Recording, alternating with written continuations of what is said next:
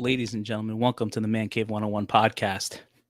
Being that this is the animation episode, or anime for short, there's only one way to start this, and we're going to start this like only Man Cave can.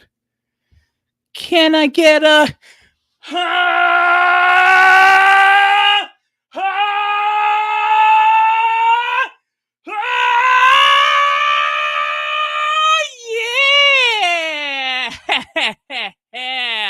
Ladies and gentlemen, welcome to the Mancave101 Podcast. I am one of your hosts, Abel. And let's bring everyone in alongside of me. Hey, Aaron, how we doing? Yo, what up? Live from the Man Cave. Yo, what's going on, Leo? That was fucking great. My voice is going to hurt for a while. Big Jake, how we doing? You gonna need your medication before we broadcast. Something's wrong with you. I only choose violence. Deep from the heart of Texas. Wendeezy, how we doing? Yo. Oh man. All right, here we go. Nicest guy on the podcast. Charles, what's good? How's it going, guys? We got audio! Yeah! We got sound! Listen, I thought I was Black Noir last couple of... Yeah, we know. You shook your head yes, and next thing you know, your attendants are all over the floor. Exactly. Oh, man. All right. God so, damn. ladies and gentlemen, this is the Mancave101 Podcast, where we talk about all things nerdy, news, TV, movies, some animation tonight, comics, and pretty much anything we want to talk about. As always, if you are not already, like, comment, subscribe to YouTube, Facebook, Instagram, TikTok, Twitter, your mom, your sister, your brother, whatever's going on. As always, anything we talk about will contain spoilers. If you haven't seen some of the things we were about to talk about, leave for a little bit, come back, join us in the next subject. As always, there will be drinking on this podcast. There will probably be smoking, and Leo will be cursing. I don't know. He seems a little timid tonight, so we got to see how Leo's feeling tonight with the cursing. But as always, as always, we're going to start it off like we always do with the Comic Corner. So, Leo, take us away to the Comic Corner, please. And, I'm sorry, excuse me, a drink. Ladies and gentlemen, to San Diego Comic-Con, officially back after a couple of years. The nerds unite. Cheers. Night, man. Be in there. Nerds United. I agree. Oh, man, let's do this. Oh, shit. Okay, started already. Let's go. Yep, started already. All right. Welcome to the Comic Corner. The first book on the block is Black Adam #2. This is also the first appearance of White Adam. The cover artist is Irving Rodriguez, and the writer is Christopher Priest. There's also 2 variant covers of this book. That's a sick cover, bro. Yeah, this is the best one out of which I think is the best one out of all 3 covers. I'm in a virgin. The next book that we have is DC versus Vampires, All Out War #1. This is the first of a 6-issue limited series that follows the Vampire Resistance. It's led by Constantine with Booster Gold, also Deathstroke, and Mary Marvel. So there's 4 characters in 4 main characters for DC in this book. The cover, the artist is Alan Hua, I think. Okay, we'll give you that one. Yeah, give you that one. That's easy. And Matthew Rosenberg is the writer. And there's also 2 variants to this cover. Like I said, we only put the covers that look the best. This is the cover that looks the best to us. The next book on the block is Avengers #58. This is another first appearance, people, of Ghost Ronin Samurai of Vengeance. So I say pick up everything that's a first appearance, and you should, because you never know how much money you're going to get. For Vengeance. It's all about vengeance. See, you're trying to mess me up with these names already. All right. What do you mean mess you up? The artist is Javier Garn. Garrett? Roll those R's, bro. Roll those Garrett. R's. Garon. Got him. Javier Bardem. Tap in, All right, bro. all Tap right. in. Listen, Go. the writer's second name is a very difficult one. Okay. It's hard. Oh, Jason A-Rock. Jason A. Run. Gang, gang. Gang, gang. Yes, like I said, always pick up the first appearances. They're always. This actually it has no variant covers. So that being said, it should be it should be more limited on the print one on this book. The next book we have is Iron Man number 21. It's the first appearance of Switchback. One of my favorite cover artists, as everybody knows, if you watch the pod, is Alex Ross is the cover artist, and the writer is Christopher Cantwell. Look at you today. God, I love it. And if you guys have been to San Diego if you guys seen the pictures from San Diego Comic-Con and Alex Ross's booth, Jesus. That's all I have to say. The pictures. We'll see it in October. Yes. Mm-hmm. All right, time for the hot covers of the week.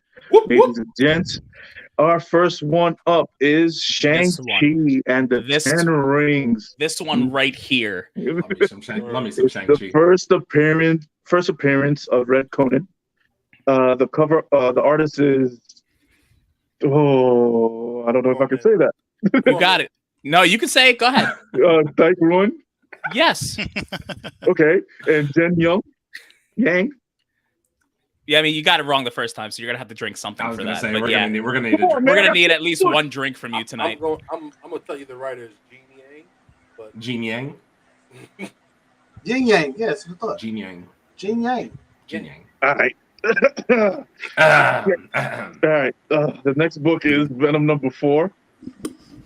The cover artist is Paolo Secura, and the writer is David Michelini. This, like I said, once again, It's Akira, but We're being Paolo nitpicky, is Spanish.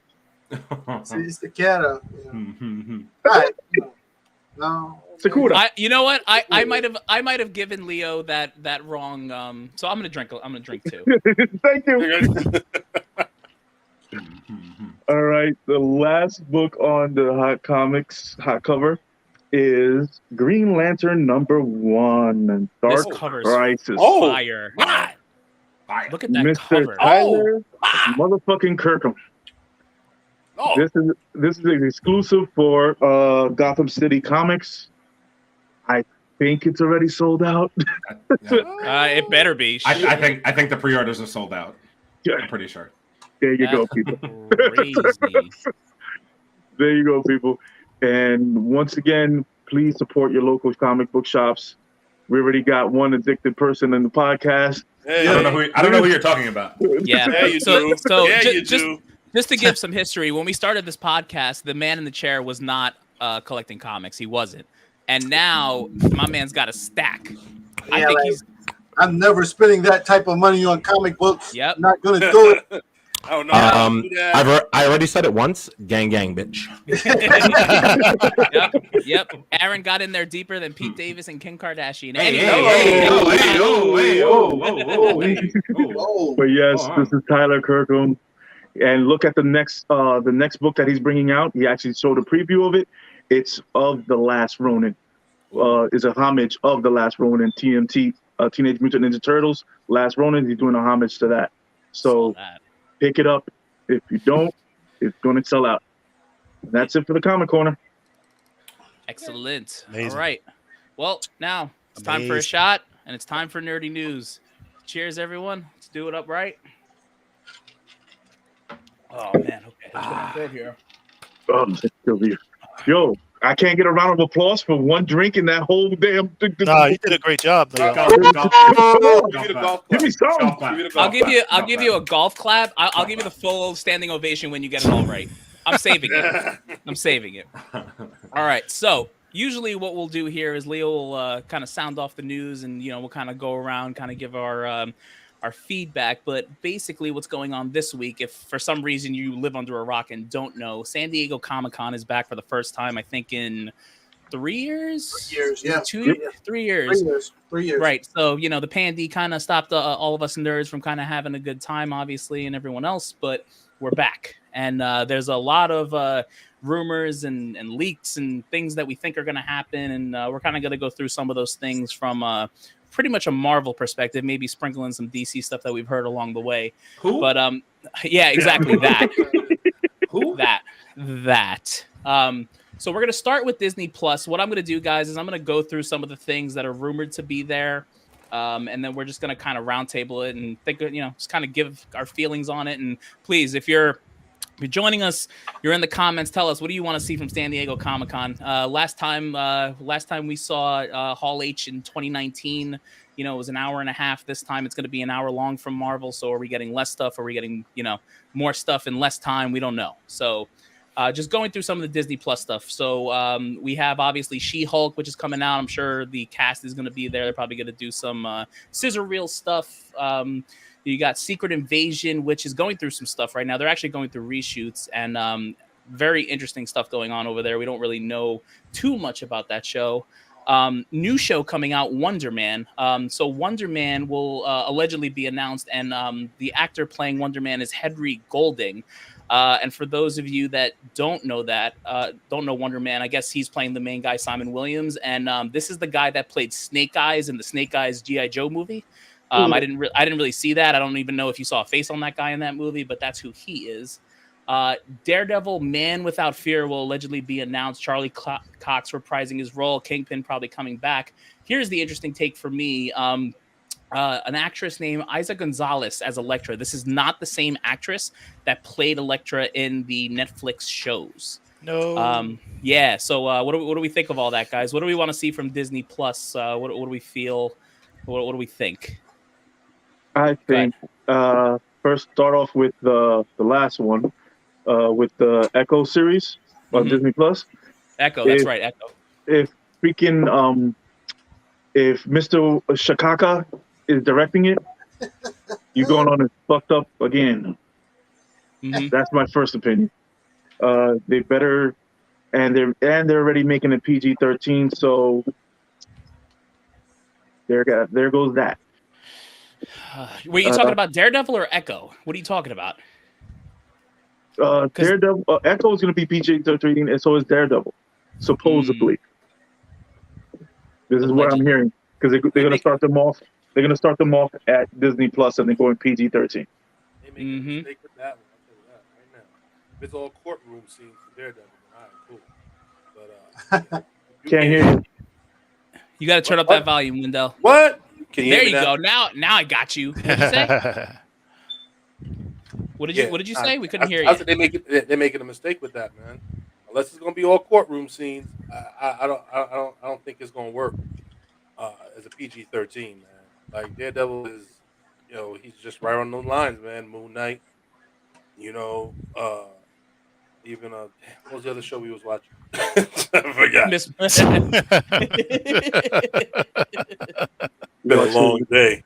It's been a long day, but nah, man. I mean, really though, like he's a violent character, and he deserves his just due of violence. Like I don't want no off-screen violence like they did in Moon Knight, man. I want to see him like punch somebody in the blood, just go.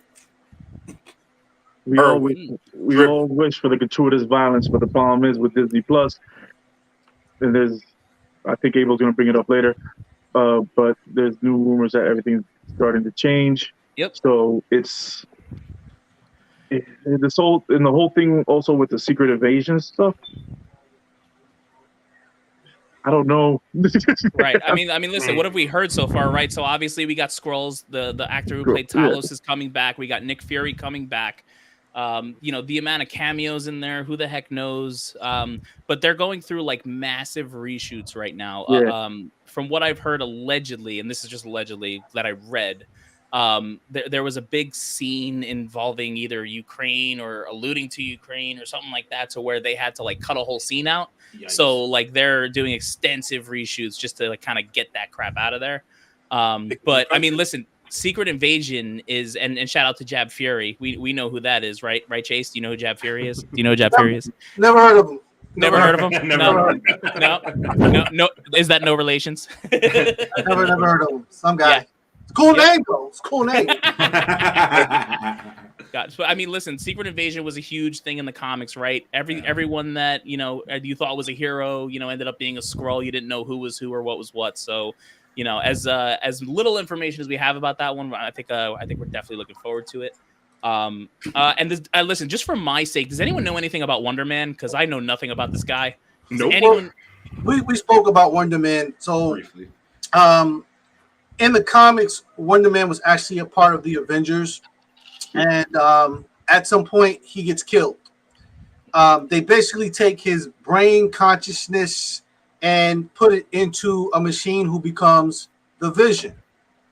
So I, for one, am curious to see where this story goes, and at what point do they start this story? Because are we now going to actually connect Wonder Man to the Vision and Scarlet Witch story, or is this completely separate, or what the hell are we doing with this? Because at this point, Wonder Man at this point has pretty much nothing to do with anything that we've seen on TV, on screen, or streaming live. So I'm just curious to see where this is going. And he's also not in Secret. He's also not in Secret Wars, and he's also not in Invasion either. Sacrificial lamb. He's the sacrificial lamb. He is here to bring back the human side of Vision. So wait, they're gonna treat him like a guy on Star Trek. Hey, let's beam down Scotty, beam down the and that guy, and the other guy who's an engineer. Let's beam him down, and he's the one who ends up dead. Yep. I think he'll be the sacrifice to get Vision back to the way he's supposed to be. Interesting. I don't know why they give him a whole show for it though, but okay. Yeah. Why not? Because money. All right, now going through some big topics I want to talk about with Disney Plus. So obviously with Deadpool, if you guys have not heard, both Deadpool movies and Logan, which I've been in the mood to watch for a while, are all coming to Netflix. Not Netflix, Jesus Christ, Disney Plus. Disney Plus. Fuck Netflix. Whoa. See what I got on my mind? You see what I got on my mind? So these are the first rated R movies and entries that are coming into Disney Plus, which is a huge deal because everyone's worried about what's going to happen to our Deadpool, what's going to happen to Blade, what's going to happen to all these movies and shows that are Punisher, freaking Daredevil, like all these shows that are. We want gratuitous violence, right? That's what we like on this podcast. So I don't know what you mean. Yeah, like that though. That's only for the U.S. Right. All right. That only is true. The U.S. is getting the rated R version. So for all our international viewers, I'm sorry. Yep, we love you, but we're sorry. We're really sorry. Yeah, you can buy the bootleg from us though. $5. So two more things I got to mention. Number one, aside from Hall H, Marvel is having a whole animation panel where they're going to be talking about the new Spider-Man freshman year, which, by the way, Tom Holland isn't a part of. Very interesting. They're going to be talking about the new What If season, but most importantly, they are going to be talking about X-Men 97. It's already been confirmed that they are either showing or telling us things that are going to happen in X-Men 97, and I know we feel a type of way about that. Woo! Yeah. Give it to me. Let me tell you something.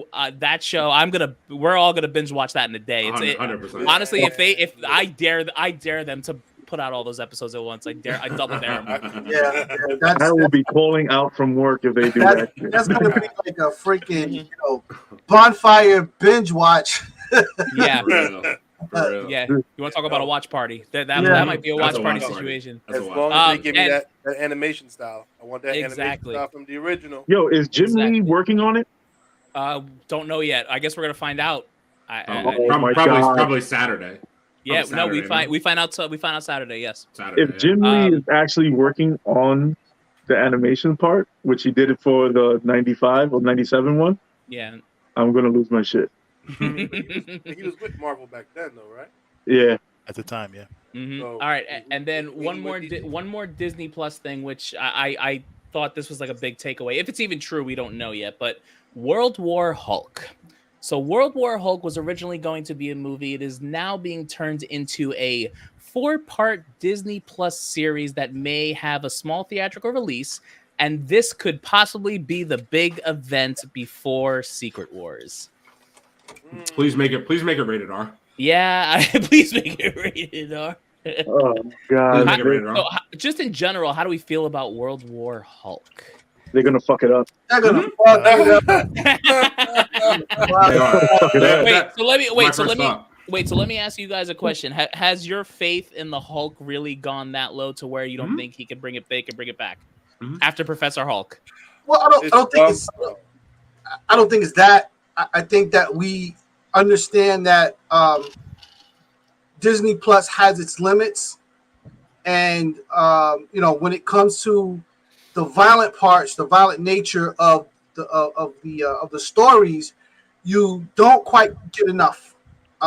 There's always something to make it a little bit more family style, and we don't want family style. We want gratuitous violence. Like so, style. Go ahead. It's called World War Hulk. So I don't want to see anybody hugging. I don't want to see no friends at the dinner table. Nobody's giving away Christmas gifts. Wait, no gore, no God Butcher? Yeah, I want to see. I want to see more. This is like watching Spartacus, but with the Hulk.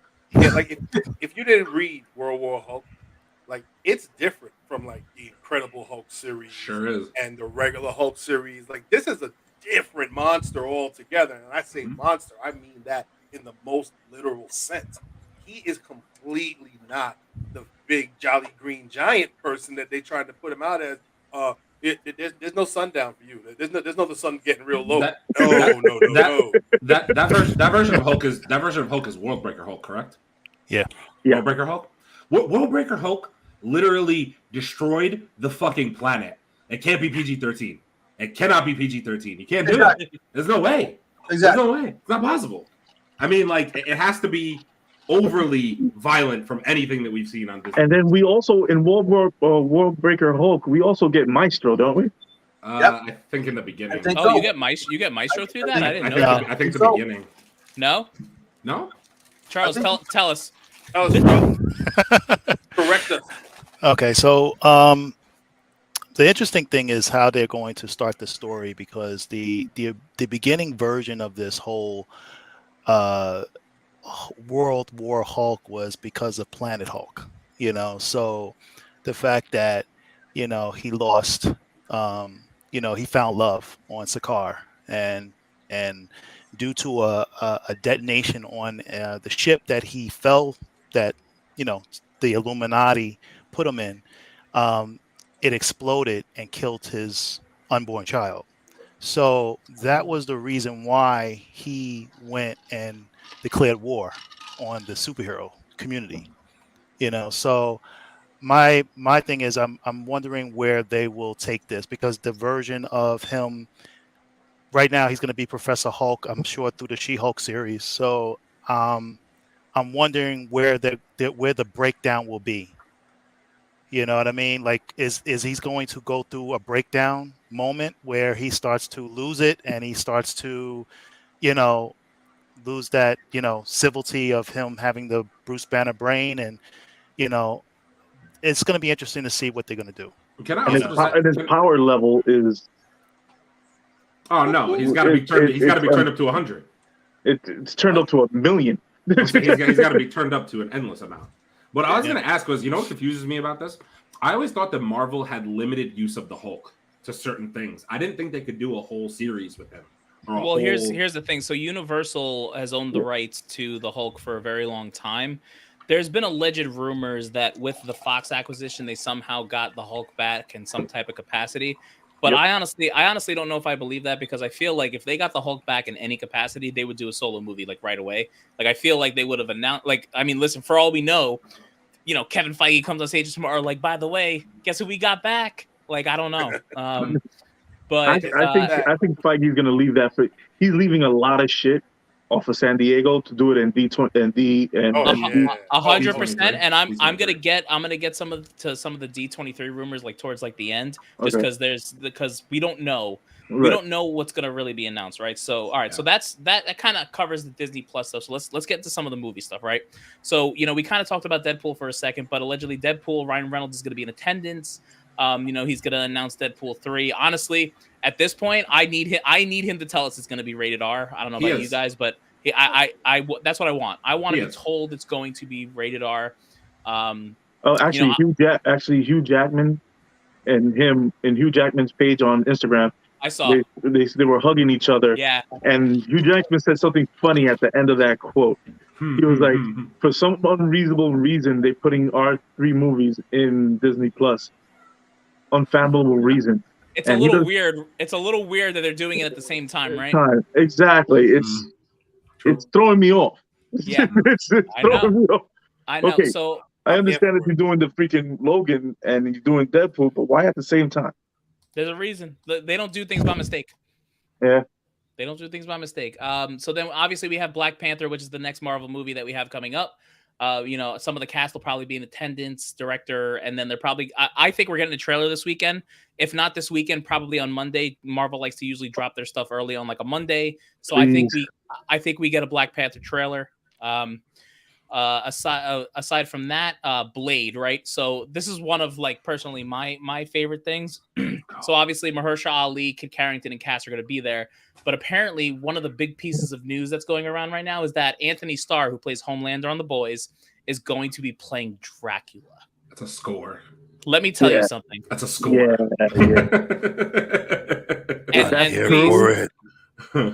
Please hit us in the comments. Let us know what you think of that, because Anthony Starr is Dracula. Like, imagine Homelander with fangs. Like that's what. Imagine that. Yep. Minus some of the masturbation and stuff. So I just want to start with, you said we need to hear Ryan Reynolds come out on stage and tell us that Deadpool 3 is rated R. I then need Mahershala Ali to follow him up and say Blade is rated R. Because if I get Blade rated R and I get Homelander as Dracula, that movie's already going to be a fucking hit. It doesn't even matter what else happens. That movie will be a hit. I'm telling you right now. That movie will slap. But you notice something? We haven't heard nothing about the Punisher series yet. No, because I think there's probably debate about it. I'm sure there's debate about it. I remember a couple of podcasts ago, I said the actor is in talks with Marvel, and if they veer off of what they did in Netflix to put it on Disney Plus, he's not going to be the actor. No, he won't. And he's good. They need to keep him, to be honest with you. He's really, really good. # he's my Punisher. Yeah, for real. All right, so I'm gonna give you like the next like 3 things at once, and we'll talk about all of them. So Guardians of the Galaxy 3, most of the cast might be there. Probably show some footage. Ant-Man and the Wasp, again, most of the cast might be there. Allegedly, we're gonna get a video from Jonathan Majors as Kang. This one kind of interests me, and it's going to be Aaron's favorite movie of next year, The Marvels. Anson Mount will reprise his role as Black Bolt. Jodie Turner-Smith will join as Medusa in the post-credits of the movie, and this will set up the 616 Inhumans as a big cosmic story going forward. I mean, listen, do we need Inhumans in this point? Like, after seeing Miss Marvel? Yeah. So we need Inhumans, right? Yes. We need, right. Mm-hmm. But doesn't it make you if they're right? Right, if they're right, right. But comic heads, correct me if I'm wrong, because I'm not that. Weren't the Inhumans made during a time after Marvel lost or gave away their rights to X-Men, and that was really kind of like their new X-Men like kind of hole to fill until they figured that out? Am I right about that, or am I wrong about that? No, the Inhumans was created years ago, back in the 70s. Okay, so it actually is a legit team. Yeah, it's a legit team. It's they actually came. It was I think it was Fantastic Four. I believe. Yeah, Fantastic Four. That's what they showed up in, Fantastic Four, a couple of them, and then they had their own spinoff, and then with the whole thing with the Inhumans, it's just the way they do it. It's with Marvel, I'm starting to get I'm trying to temper my expectations with everything, but it's rough. It's been rough for the last 2 movies to temper my freaking expectations. Why do you say that, Leo? Did something happen? Did something happen in the last 2 movies that you didn't like? Hey, do we have? I'm such a piece of shit. Do we still have those screams on hand? I gotta go scream. I gotta go. Yes, thank you. So yeah, I'm learning to temper my expectations, and anything that I'm still pissed off about this whole Daredevil thing and Mr. Chikaka doing it. So, oh my lord! Wait, Taika Waititi's he's directing Daredevil? No, That's he's not. No, it's not. it's a rumor. No, That's not not a thing. gonna happen. That's dude. not a thing. I promise They you. just It's not. want to. Some people are making it up to piss everybody. That's not a thing, bro. No way. Leo, link me your articles. I need to see what you're reading. Man. He's too big. He's honestly, I know this is gonna sound fucked up, but he's too big of a director to do a Disney Plus movie at this point. He's already done 2 major motion last pictures. movie. But Ragnarok was a hit movie, right or wrong? It was. He directed it.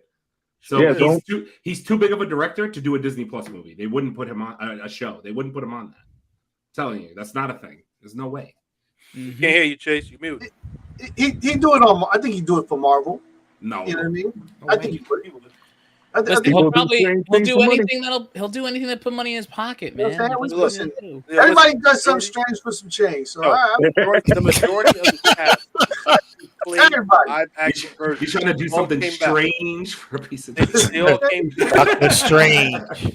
Everybody Oh my came God. back to do Doctor the Disney Strange. Plus What If show. Everybody came back to reprise their roles. Well, I mean, not everybody, but the majority of them came back and voiced their animated characters. Like, yo, man, the mouse got cheddar. They will pay you. Listen, and you're gonna say yeah, because guess what? You want to get paid.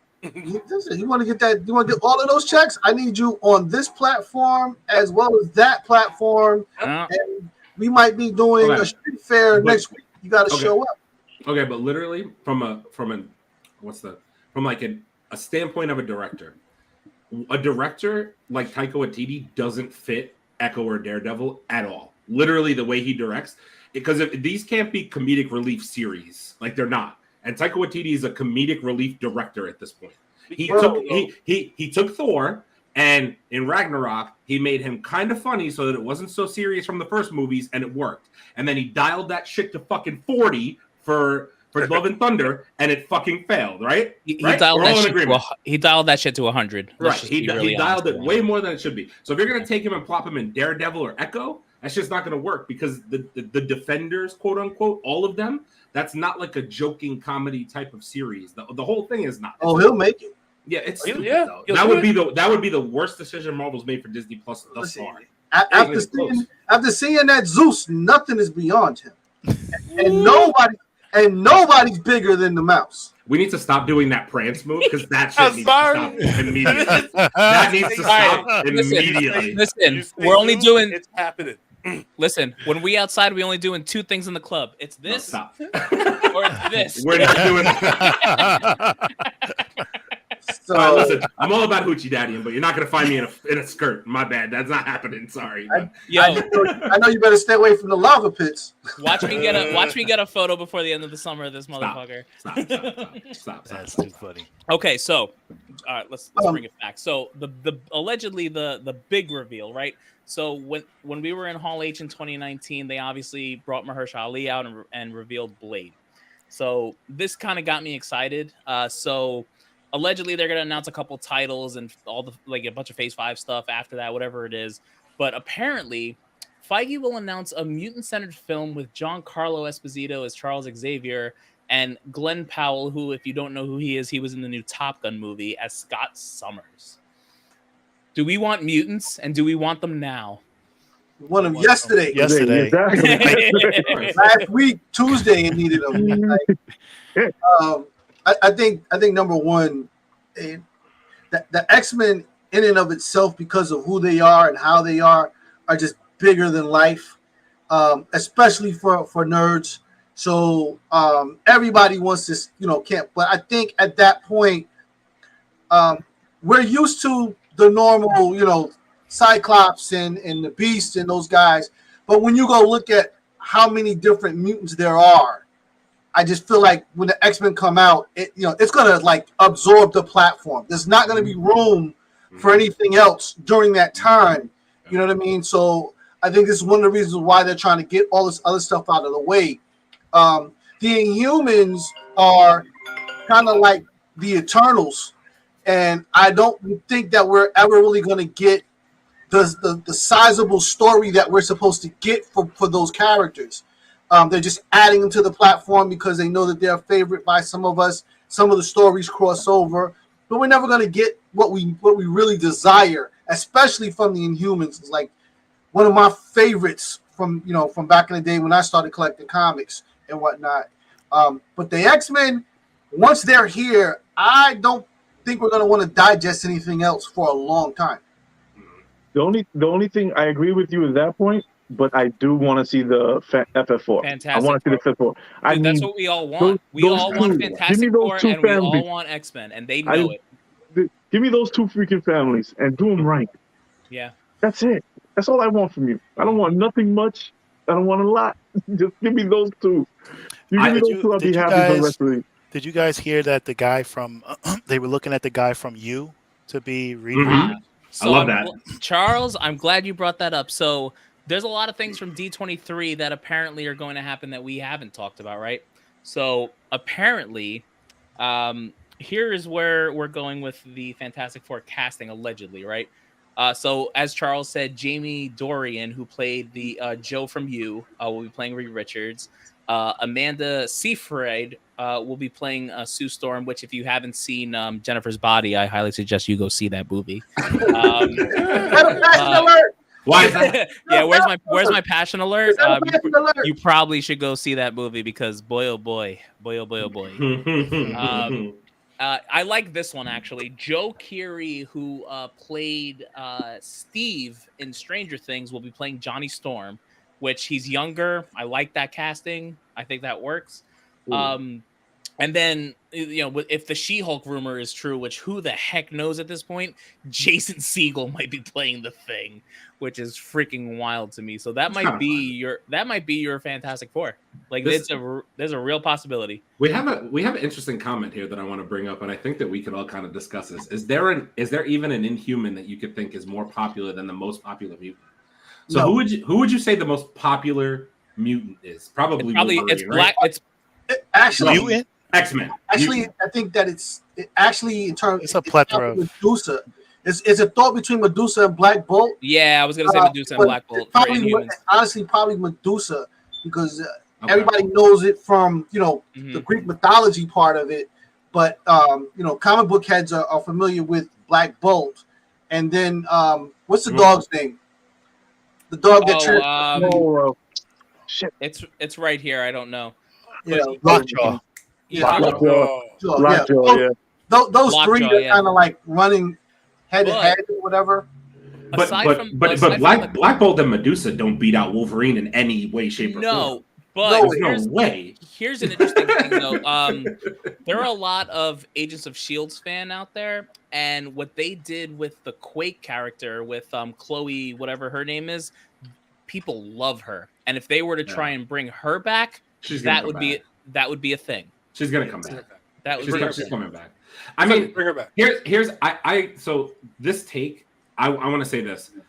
Obviously, to me, no Inhuman is going to be more popular than the most popular mutant, obviously, because we all agree with the most popular. If you ask somebody who an X-Men is or a mutant is, they're probably going to say Wolverine because that's who comes to mind, right? It's like the most popular. Correct or incorrect? Right, it is. More than likely. Okay. Yeah. So and Professor X. Right, and Professor X, right. You're going to go back and forth, maybe. But I'm going to say Wolverine because that comes off the top of my head. The thing is, we've already seen a really good Wolverine done in movies.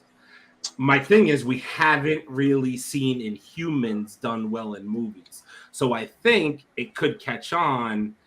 I personally love Black Bolt's character. The Black Bolt that we got briefly in Doctor Strange, that vintage costume, all that dope shit, despite him blowing his own fucking head off with his speaking thing. That whole thing, we won't get into that again because we discussed that at nauseam. We won't talk about that full part. But I'm just saying he's a really cool character at the end of the day, right? So like I think if he's done right with the rest of the Inhumans, it could be really cool for Marvel. But he's never going to beat out in popularity a real, true X-Men series or even the side characters in X-Men. I've told you all this before. I love Wolverine as much as the next person. I want to see I love Iceman, Archangel, all of it. All of it. Nightcrawler, all of them. Right. Cyclops, all of them. Give me real Apocalypse, not right. Ivan Ooze Apocalypse. Right. Give me all those things, man. I want all the smoke. Magneto is one of the greatest Marvel villains ever created. He's insane. He really is. Yeah. There's no, you can't deny that. There's no way. Yep. Yeah, he's up there. Yeah, he's okay. He's definitely one of the top. He's one of the top. One of the top dudes. Wait, would you put him in your top 5? Absolutely. Yeah. I say yeah. He'd be in my top 5. Absolutely. Yeah. No, there's no way he's not. Especially after he came to the screen, because at that point we saw his power level go to the next level compared to the comic. In the comic, it translates into him, controlling metal. But when you get to see how savvy he is from the movies with it, it straight takes him up. He's up there with in the comic. In the comic, he's more brutal than he is now. Yeah. But that's because we saw him in Fox. So let's. Yeah. I mean, but Leo, you could think of 5 villains you would take over Magneto right now in Marvel. Seriously, Galactus, Apocalypse, Thanos, Sinister, and then you would take Mr. Sinister over Magneto? Mr. Sinister has a deep. Really? Dude, we don't.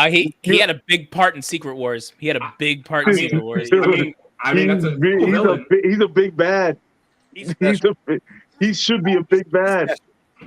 I was with you till you said Sinister. Mr. Sinister. I don't know about that. I don't know. Dr. Doom has to go in there. Dr. Doom. Of course, I could put Dr. Doom instead of Mr. Sinister, and then Magneto. Yeah, Magneto. Kang. Kang is up there too. Kang is up there too. Bro, hit us with all the bullshit. Right. Where's my pen? Villain tier list. Here we go. That's gonna be a fight.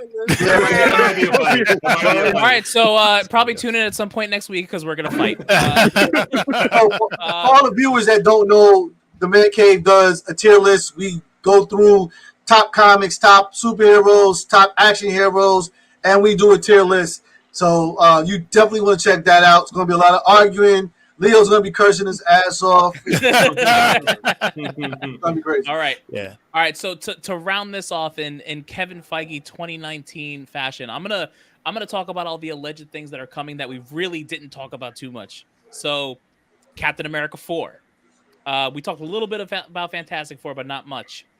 Thunderbolt movie allegedly coming. Shang-Chi 2. Armor Wars. Agatha House of Harkness, which I know everyone's really excited about. Werewolf by Night, which might be talked about at some point. And then the last note I have here is that Spider-Man 4 happening, but obviously it's not going to be at any of these things because Sony's a bunch of bitches. And that's definitely how I want to end this. But for fun, we should probably talk about this real quick. Henry Cavill, is that how you say his last name? Is allegedly going to come back as Superman. How do we all feel about that? Oh, Cavalli. Yeah. Yes. Yes. Yes. Yes. The answer is yes. Oh, you mean DC did something right? It's incredible. Allegedly. I said allegedly. Pay him whatever the hell he wants. Honestly, if DC wants to save anything they are doing right now, give him all the money. I want to see The Rock versus Henry Cavill. No. Not only that, I want Shazam. I want Shazam in there too because I'm pretty sure there's a comic where all 3 of them go at it. Right? Fine. I want to see it right now. I want to see it yesterday because DC needs something to redeem themselves. If they have any hopes of remotely catching Marvel, they better sign a big ass check. Just give him a blank check and get him and The Rock in the same place at the same time and roll. There's two people. There's actually 3 people they need to keep in DC. Zack Snyder. Yes. Henry Cavill. Yeah. And Jason Momoa. But and also Gal Gadot, her Wonder Woman is good, Yeah, regardless of what you think of the second movie. The I second can do movie it. was trash. The first one is dope. I think when you get an actor and you put them in these costumes, they have to iconicize the character to the point where that's who they are. I think that she does great for Wonder Woman. I had other choices, but I'll take her. I can live with her. Henry Cavill, I can definitely live with him as Superman. I think that he's definitely iconicized that at this point. So keep going forward. You know what I mean? I mean, who doesn't want to see Robert Pattinson versus Harry Cavill in a Batman vs Superman remake? It would be like, let's fight. Okay, flick. Oh, you're dead. Oh, you're crying on the floor. Incredible. I can't wait to see that. I think that's my pussy hurts. Well, my friend here is vengeance. On that note, oh God! I think on that note, that's how you end the Nerdy News Roundup here. So we're gonna move on to the next and last subject, which is going to take a long time, folks. So get your shots up. Cheers. We're doing a longer show tonight, folks. Oh, in case yeah. you're wondering, because we got anime to talk about. We got something to say. I got something to say. Hold up. We have to bring in everybody who's supposed to be coming in, ain't we? Well, listen, sure. you do that as I sit here and talk about what exactly we are going to be talking about. So you guys do that.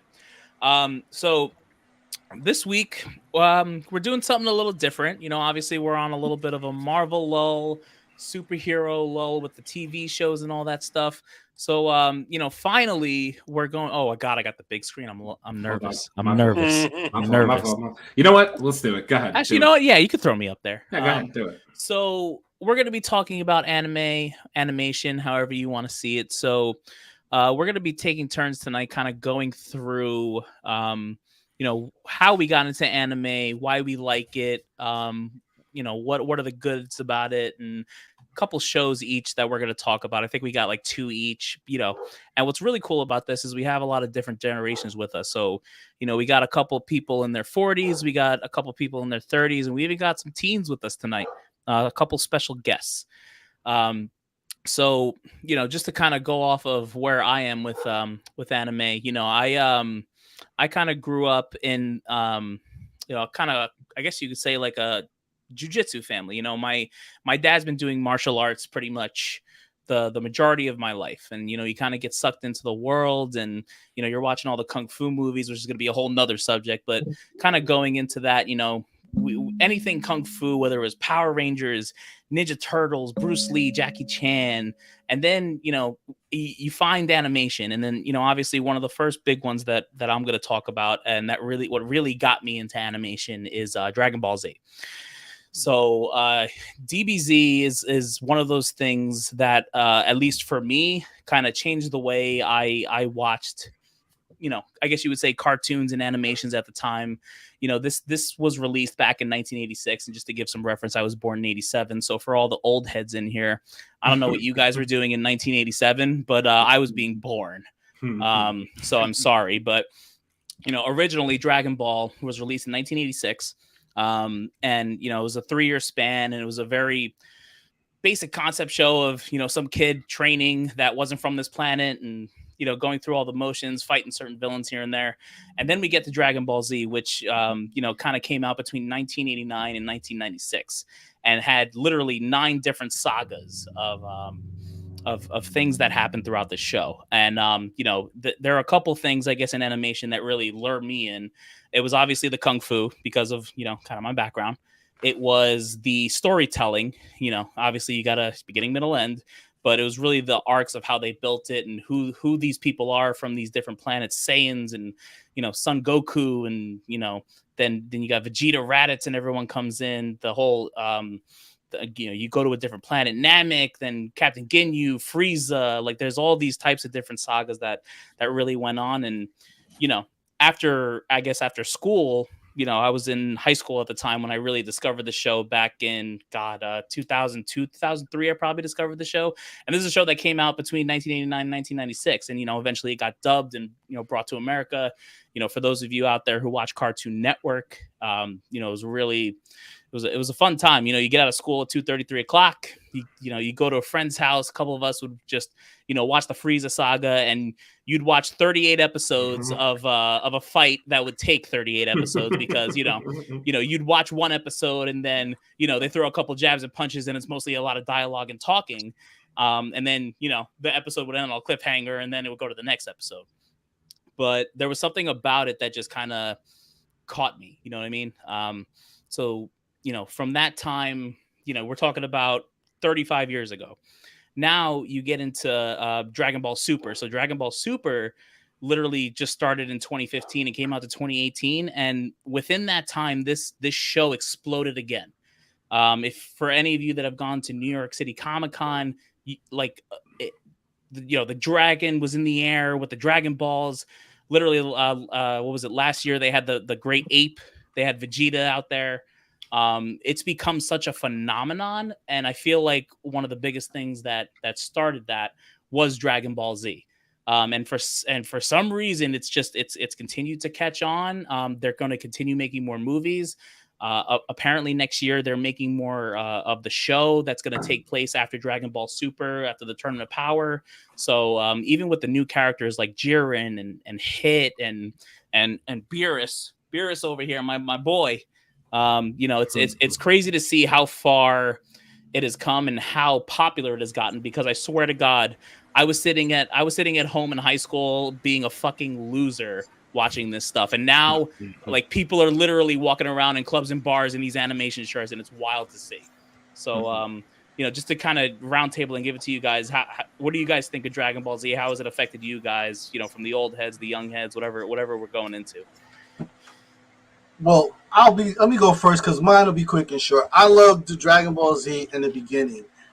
Of course, it started getting a little crazy to me because all of the different levels, and it just after a while was like, we're gonna go level 6, Hamikami Super Saiyan, Super Saiyan, Super Supreme, Kaioken times 40 million. I think that's when I started to kind of lose interest because it was just like, okay, like it was just going too much and whatnot. But it's always been a popular cartoon. I think that it's dope, great, great stories for the most part.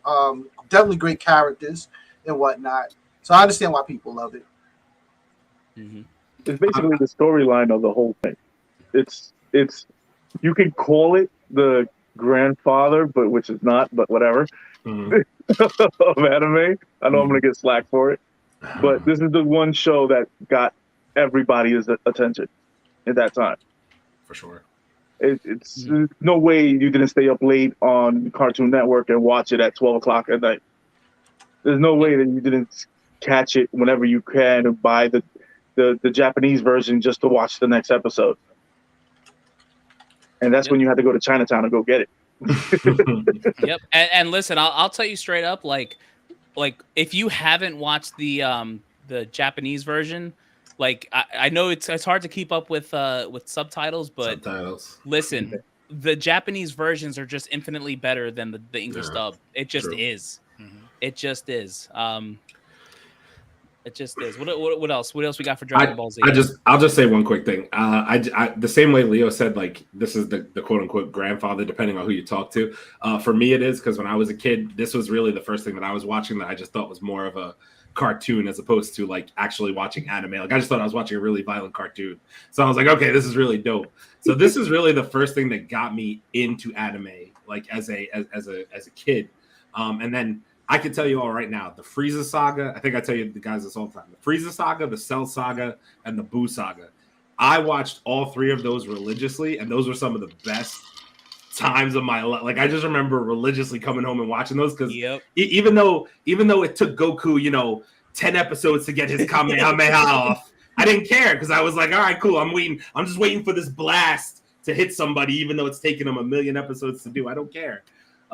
This is really what got me into anime back when I was a kid, even though I took a hiatus for a long time, which I'll get into with my turn. But yeah, I just want to give a shout out because Dragon Ball Z to me is the grandfather. I know maybe to some of the older guys here in the podcast, like it's not, but to me, this is like this is what got me started. So I just want to give that shout out to Dragon Ball Z. and by the way, Aaron, this is Mike. What's up, Mike? And he He knows what you feel about Dragon Ball. Oh, of course, because him and I we watched the episodes together, and I would pretend that I could go Super Saiyan.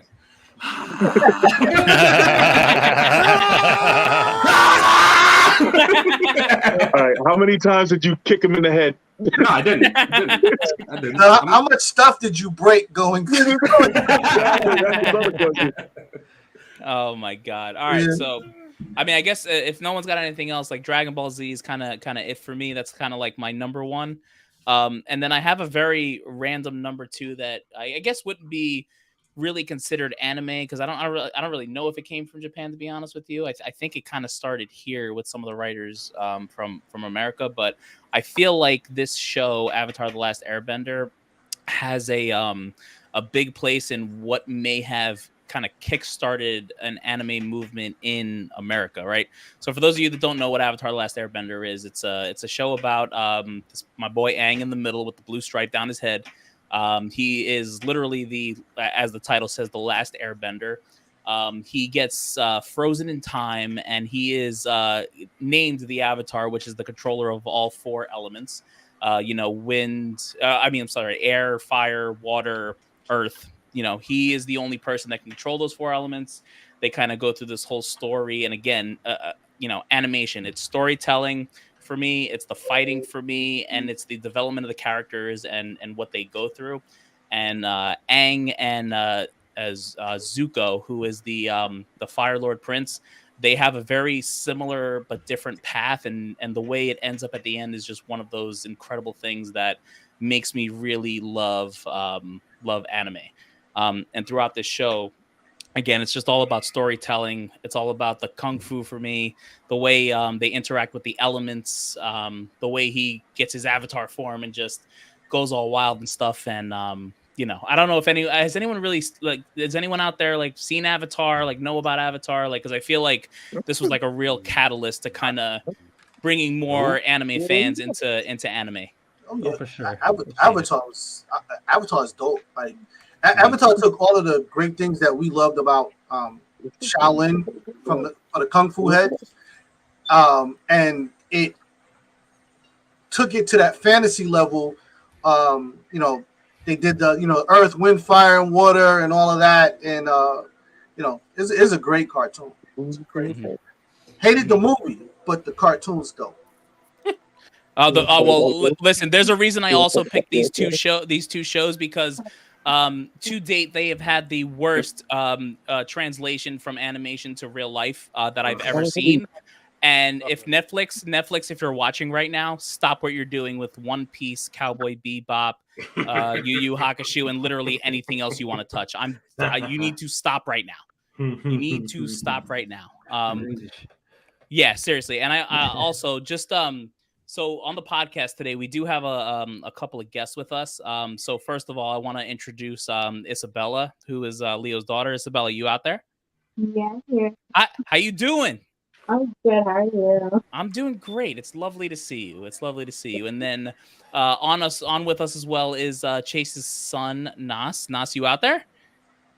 I think Nas is still backstage. That's Jabari at the bottom. Oh, that's Jabari. Okay. Yo, talk to us. How you doing, buddy? Yeah, what's up, everybody? I'm good. You to bring him forward. All right, yo, listen, we're gonna put you right on the hot seat right away. What do you think of these two shows? Any comments, concerns? What do you like about them? What do you dislike? Talk to us. All right. I mean, I grew up with Dragon Ball Z too. That's probably one of like the first like introduction to like anime and cartoons and stuff. But Dragon Ball Z for me was like, oh, this is hitting that action niche I was like craving and looking for at the time. Just seeing everybody zip around and shooting energy blasts and just scream for God knows how long. Like I was like, this is it. Yeah. So that was probably like the gateway before I got into other shows, like Full Metal Alchemist, and then the big three, which was like Bleach, One Piece, and then teetering off to like other things that came out as they came.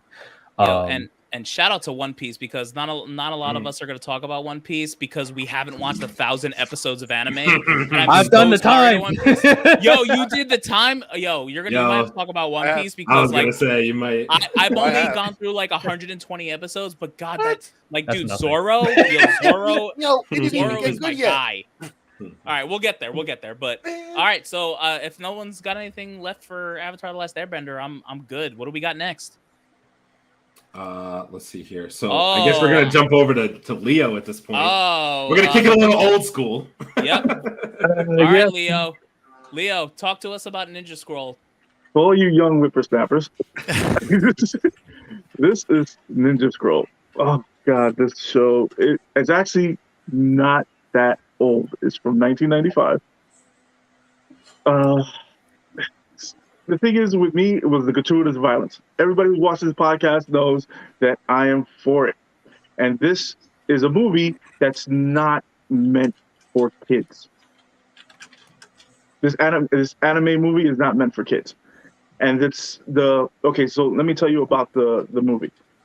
The movie takes place of a Ronin samurai, Yashuri, that's wandering the land, and there's it's like more like in the Ming Dynasty, that you have shoguns and secret ninjas and secret samurais and Ronin roaming the land.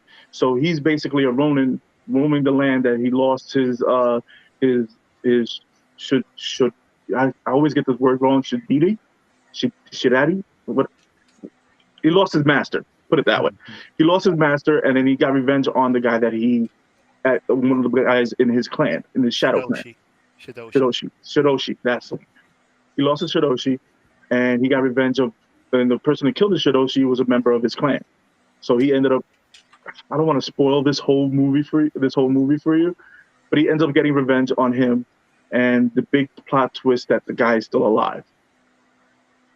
And then it's just all the different ninjas and all the different powers that all the different ninjas of the Shadow Clan has. There's literally a bee guy. There's literally electric. There's a literally electric samurai, a bee samurai, a female pyro samurai. My favorite character is the big rock guy. I don't want to give you guys too much, but this is definitely not a PG-13 movie. So if you do watch it, make sure that you should be in at least 14 or 15 to watch this show, because it gets very gruesome and very dark very quickly. In the first 10 minutes of it. And when did you say this came out again? 1995. Yeah, according to Nicole, that's old. So sorry, bro. You mad old. I mean, like I was 6. So. You think that's old? Wait, you haven't get to the big one yet, but definitely this show. This is one of the first anime that put me on. This is one of the first animes that put me on to getting to watching anime, and also just the art in this movie is far from. It was way before its time. You think about X-Men '97, this tops that in art for me. Whoa, that's a in statement. graphics. I'm gonna have to. I listen. Honestly, me personally, I haven't watched it, but I'm gonna have to now. I was gonna say, I might have to watch it. Yes, please watch it, because you're gonna say, "Okay, old head, you were all right." But yeah, that's basically what I have to say about Ninja Scroll. It's one of my top 5 animes that I've watched through my whole long existence on this planet. Nice. You know you old. Yeah, I'm old. Yeah. Oh God! Oh, but before we go to the next one, I want to welcome. I'm not gonna say the first part, but QQ. I missed the classic Naruto, and is it guys? Is it Naruto? Oh yeah, that's what I did. I did that on purpose. Naruto? Naruto? I did that on purpose. I wanted to get people angry. And I like Sailor Naruto. Moon, and Sailor Moon back in the day. By the way, Sailor Moon. Just for fun, how many people here know the Sailor Moon theme song by heart? God, No. You don't know any of the lyrics to that song? No. Nope. Not top of my head. I don't believe you. I don't believe any of All them. right, Abel, hit us with the whole. Hit us Listen, with the beat. fighting evil by moonlight. That's all you get. That's all you get. All right, let's go to the I'm gonna use that. Let's go to the next anime. What do you got? Fist of the North Star, Leo. We're still on you, brother. Okay. I'm so shocked by these turn of events. All right. You talk about the grandfather of anime, Bazinga. Okay? You cannot get better anime ass kicking. Once again, this show age appropriate, but this show, this series, you could get the movie and you could get the series. This show came out in 1984. This takes place when there's a whole nuclear holocaust, and there's literally guys with superpowers and 25 feet tall, and literally this man is the man with the 7 wounds. And if I'm not going to spoil how he got the 7 wounds, because I want you guys to watch the series. And this series picked back up in 2000. So for you young heads, this is actually the picture from 2000. This actually came out in 1984. Yeah. Oh boy. Yeah, this is an old joint, and when this came out, this was definitely adult. it was not meant for kids. It was this one and Crying Freeman was the other one. They were definitely adult. You had to go to like the video store. I know some of you are like, video store. What is that? Yeah, video store and get it on VHS. Yep. Listen, Yeah. apparently I have to start this because I haven't. I'm gonna reveal myself right now. I have not. Yeah, no, neither have I. I haven't seen this. Mike, I'm with you. Go watch that shit. Yeah, you're gonna definitely be hooked on that. Yeah, if you watch this show, it's Yeah, you're definitely gonna. it's the gratuitous violence in this show is man. It's just 'cause you get everything that you're expecting. You get all the power levels, and you cannot believe how many head pops happen in this show. JoJo, huh? Okay. All right. So if you guys want to see something that's old school and take it for what it's worth, this was before its time as well, because this led to Ninja Scrolls. There's actually the director for this. I don't want to mess up his name. I already drank enough. So I'm sorry. What was his name? What was the name again? Daddy Cuckoo? Something? What? Tekashi 6ix9ine? What? All right. Hold on. Oh, no, he's actually By gonna the try way, and look at it. Karen, welcome in. That's Yeah, correct. Corinne. Oh, Corinne. I'm sorry. Corinne, my Yeah, apologies. Toyo Welcome on in. Yoshida and this guy and the Yasaki, the one who created Ninja Scrolls, are actually related. So, Nice. and the voiceovers for these actors are perfect. And also watch it in Japanese dub, Yo, because like everybody says, it's 10 times better. as crazy as it sounds, you need to watch this stuff in Japanese, and you need to And if follow you the have to- subtitles, and it's because it's the original. That's it. And if you have to pause it just to catch up on it, pause it, because you're gonna miss a lot. Because the story goes very, very deep and very, very dark, and it kind of has a happy ending. I'm not gonna spoil Interesting. it. So what you're saying is put your phone down, get out your shit, and watch this show. Yes, and you can I love it. actually find it on. No, it's not Is it on on. Netflix right now, or No, is it they on? took it off. Nah, they Is took it- it off. Is Yeah. it on Funimation? Is it on Funimation? Yes, it'll be on Funimation. It'll be on All right, Funimation. yo, check out that Funimation, man. You gotta. Check out I gotta get into this. All right, so Fist of the North Star. Listen, no, stop, put it on the list. So Leo, I guess you have Isabella with you, and I know she wanted to talk about a couple. I don't think we had the pictures up, but Isabella. I think Oh, I you do? I think I do. Hang on. Let me skip around a little bit. We got a little. I was gonna say I know Isabella and I are both gonna talk some Demon Slayer, but I figured I would obviously let ladies go first. Oh, so you know so what? we- Let's do this. Go Isabella, for it. talk to us about Demon Slayer. What is going on? What got you into animation? Let's hear it. So basically, I just like walking to school, and my first anime that I watched was actually My Hero. So I basically walked into school, and I just saw everybody wearing the merchandise. So, and it just kind of like went on for like the rest of the school year. So I obviously had to know what was going on. I hit a button, and it just like fell into a rabbit hole. And like the next thing I woke up with like anime posters on my wall. I don't know.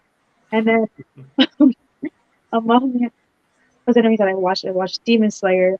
And I said out of all the animes that I watched, I would say like second favorite out of all of them because the part really interested me, especially in the beginning with Tanjiro and his like kind of like wants like why he wants to become a demon slayer, especially his sister, which is a demon. And lovely little Nezuko. Yo, let me tell you something about Nezuko. I love her. Holy moly. Nezuko was getting on my nerves. I love her. Stop it. I love her. Until the entertainment district. There will be no Nezuko slander on this podcast. Let me take that back.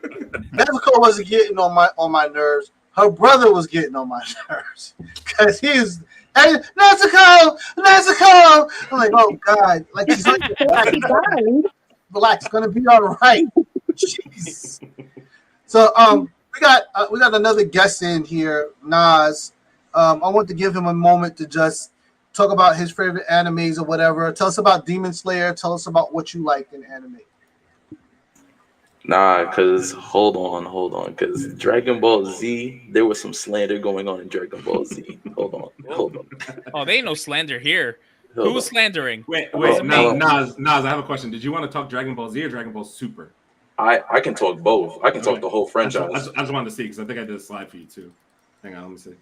Yeah, you got it. There you go. Well, Dragon Ball Super. Yo, those are my shit. So whoever's talking slander, I'll kick them out right now.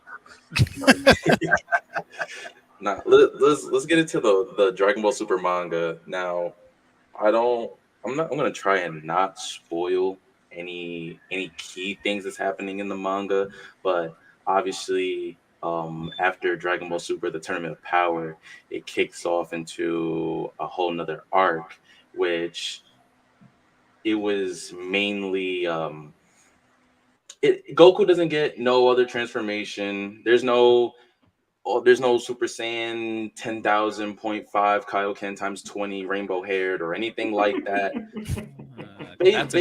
That's a chase slander. That's what that is. It was my dad who slandered. We got problems right there. Hold up. Dragon Ball Super. Doesn't he go on Super Instinct? Wait, let the man talk. We've gotten our time. Let's give him some time to talk. Now, I'm just saying. Ultra Instinct is that form that will put most of animes to rest. Any character that you see, Corinne, I don't want to go there. Any character that you bring, for the most part, Goku will fold. But I will say that there are anime characters that could fold Goku with just a snap. But let's speak about the manga. So they kind of kick it off almost as they're trying to take another way instead of just focusing on Goku and Vegeta, because that's literally been like the whole thing besides new villains and all that. They kind of take Goku, Vegeta, and they're still kind of the main thing, but they dibble dabble and take it more. Let's go out through the universe and let's introduce you to all these new characters, but let's also bring the Z fighters in. So Gohan and Piccolo and Krillin, Tien. We don't care about Yamcha. Piccolo. Fuck Yamcha. Yeah. Fun fact, he's written to be the character that nobody likes. Even the creators hate him, so I don't know why they made him. But yeah, they just wrote him in and they said, just let it happen. But Chaozu gets love. Chaozu gets more love than Yamcha.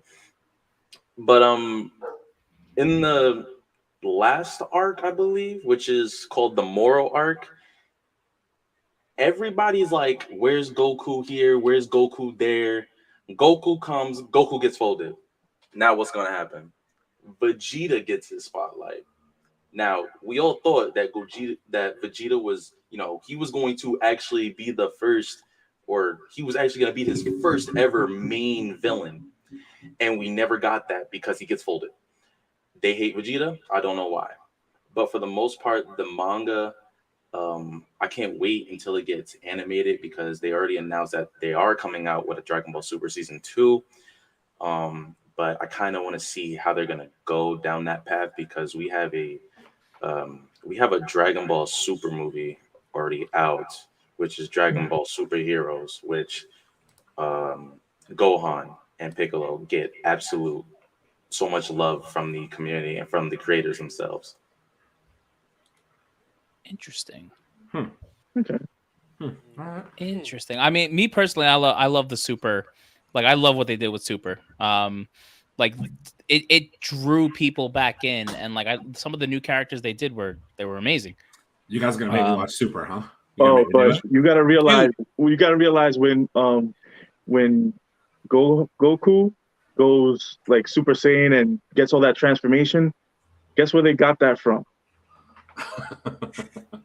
Fist of the North Star. Exactly. Thank So- you. So just, Fist of the North Star Ninja Scroll. yeah, like literally all of the gratuitous violence that has become all of these new animes started with Fist of the North Star and Crying Freeman. Everything before that was superhero teams and things like Speed Racer, which is very kiddish and whatnot. So he's 100. So Leo's 100% right. All of this stuff came from Fist of the North Star. Yep. Once again, the OG wins. Of course, the OG wins. Come on, Ninja Scroll was good. I probably shouldn't have watched it, but I did watch it, along with like five others. Like It kind of messed you up, didn't it? oh no, I was intrigued. I was like, wow, this is crazy. Along with Claymore, Blood Sea, and there was something else. I can't remember. But Vampire Let's see. What are you doing? don't question me. Leave me alone. All right, so I think we skipped a couple. We went kind of forward, right? So let's go back a little bit. Let's see where we're at. So where do you want me to back up to? So go. Yeah, there we go. Right Let's there. go Battle of the Planets. I think that's Chase, right? Chase. I think we got you? Chase's next. Yeah, it's time for the OG to get in here so we can. So once upon a time, a long time ago, Long. when comics weren't cartoons and anime weren't so violent, there was a show called Battle of the Planets. So this show was kind of really based off of what was going on. Like at the time, you had like the Super Friends, and everybody had a superhero team, as it were. So these are five orphan kids that they have implanted chips into to make them stronger, more agile. They gave them these great bird suits and a plane that turns into the fiery phoenix. The little guy on the left, Kiop, is actually a clone.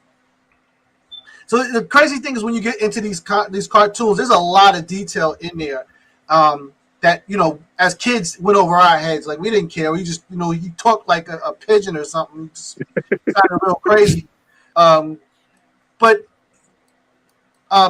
this was kind of when cartoons started really heading into space. They were fighting another planet, the organization Spectra, which kind of pulled from the 007 James Bond thing.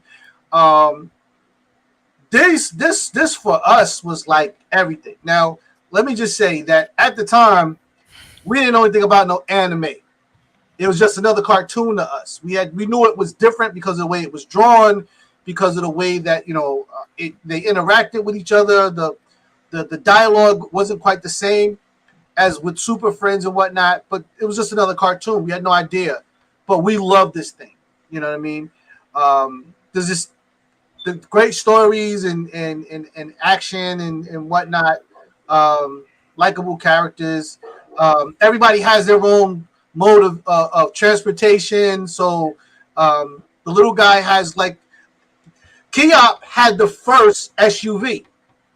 He had what looks like a Murano with rockets on it. And then Jason, who's the guy on the other side with the blue wings, had a race car, and the young lady in white, she had a motorcycle.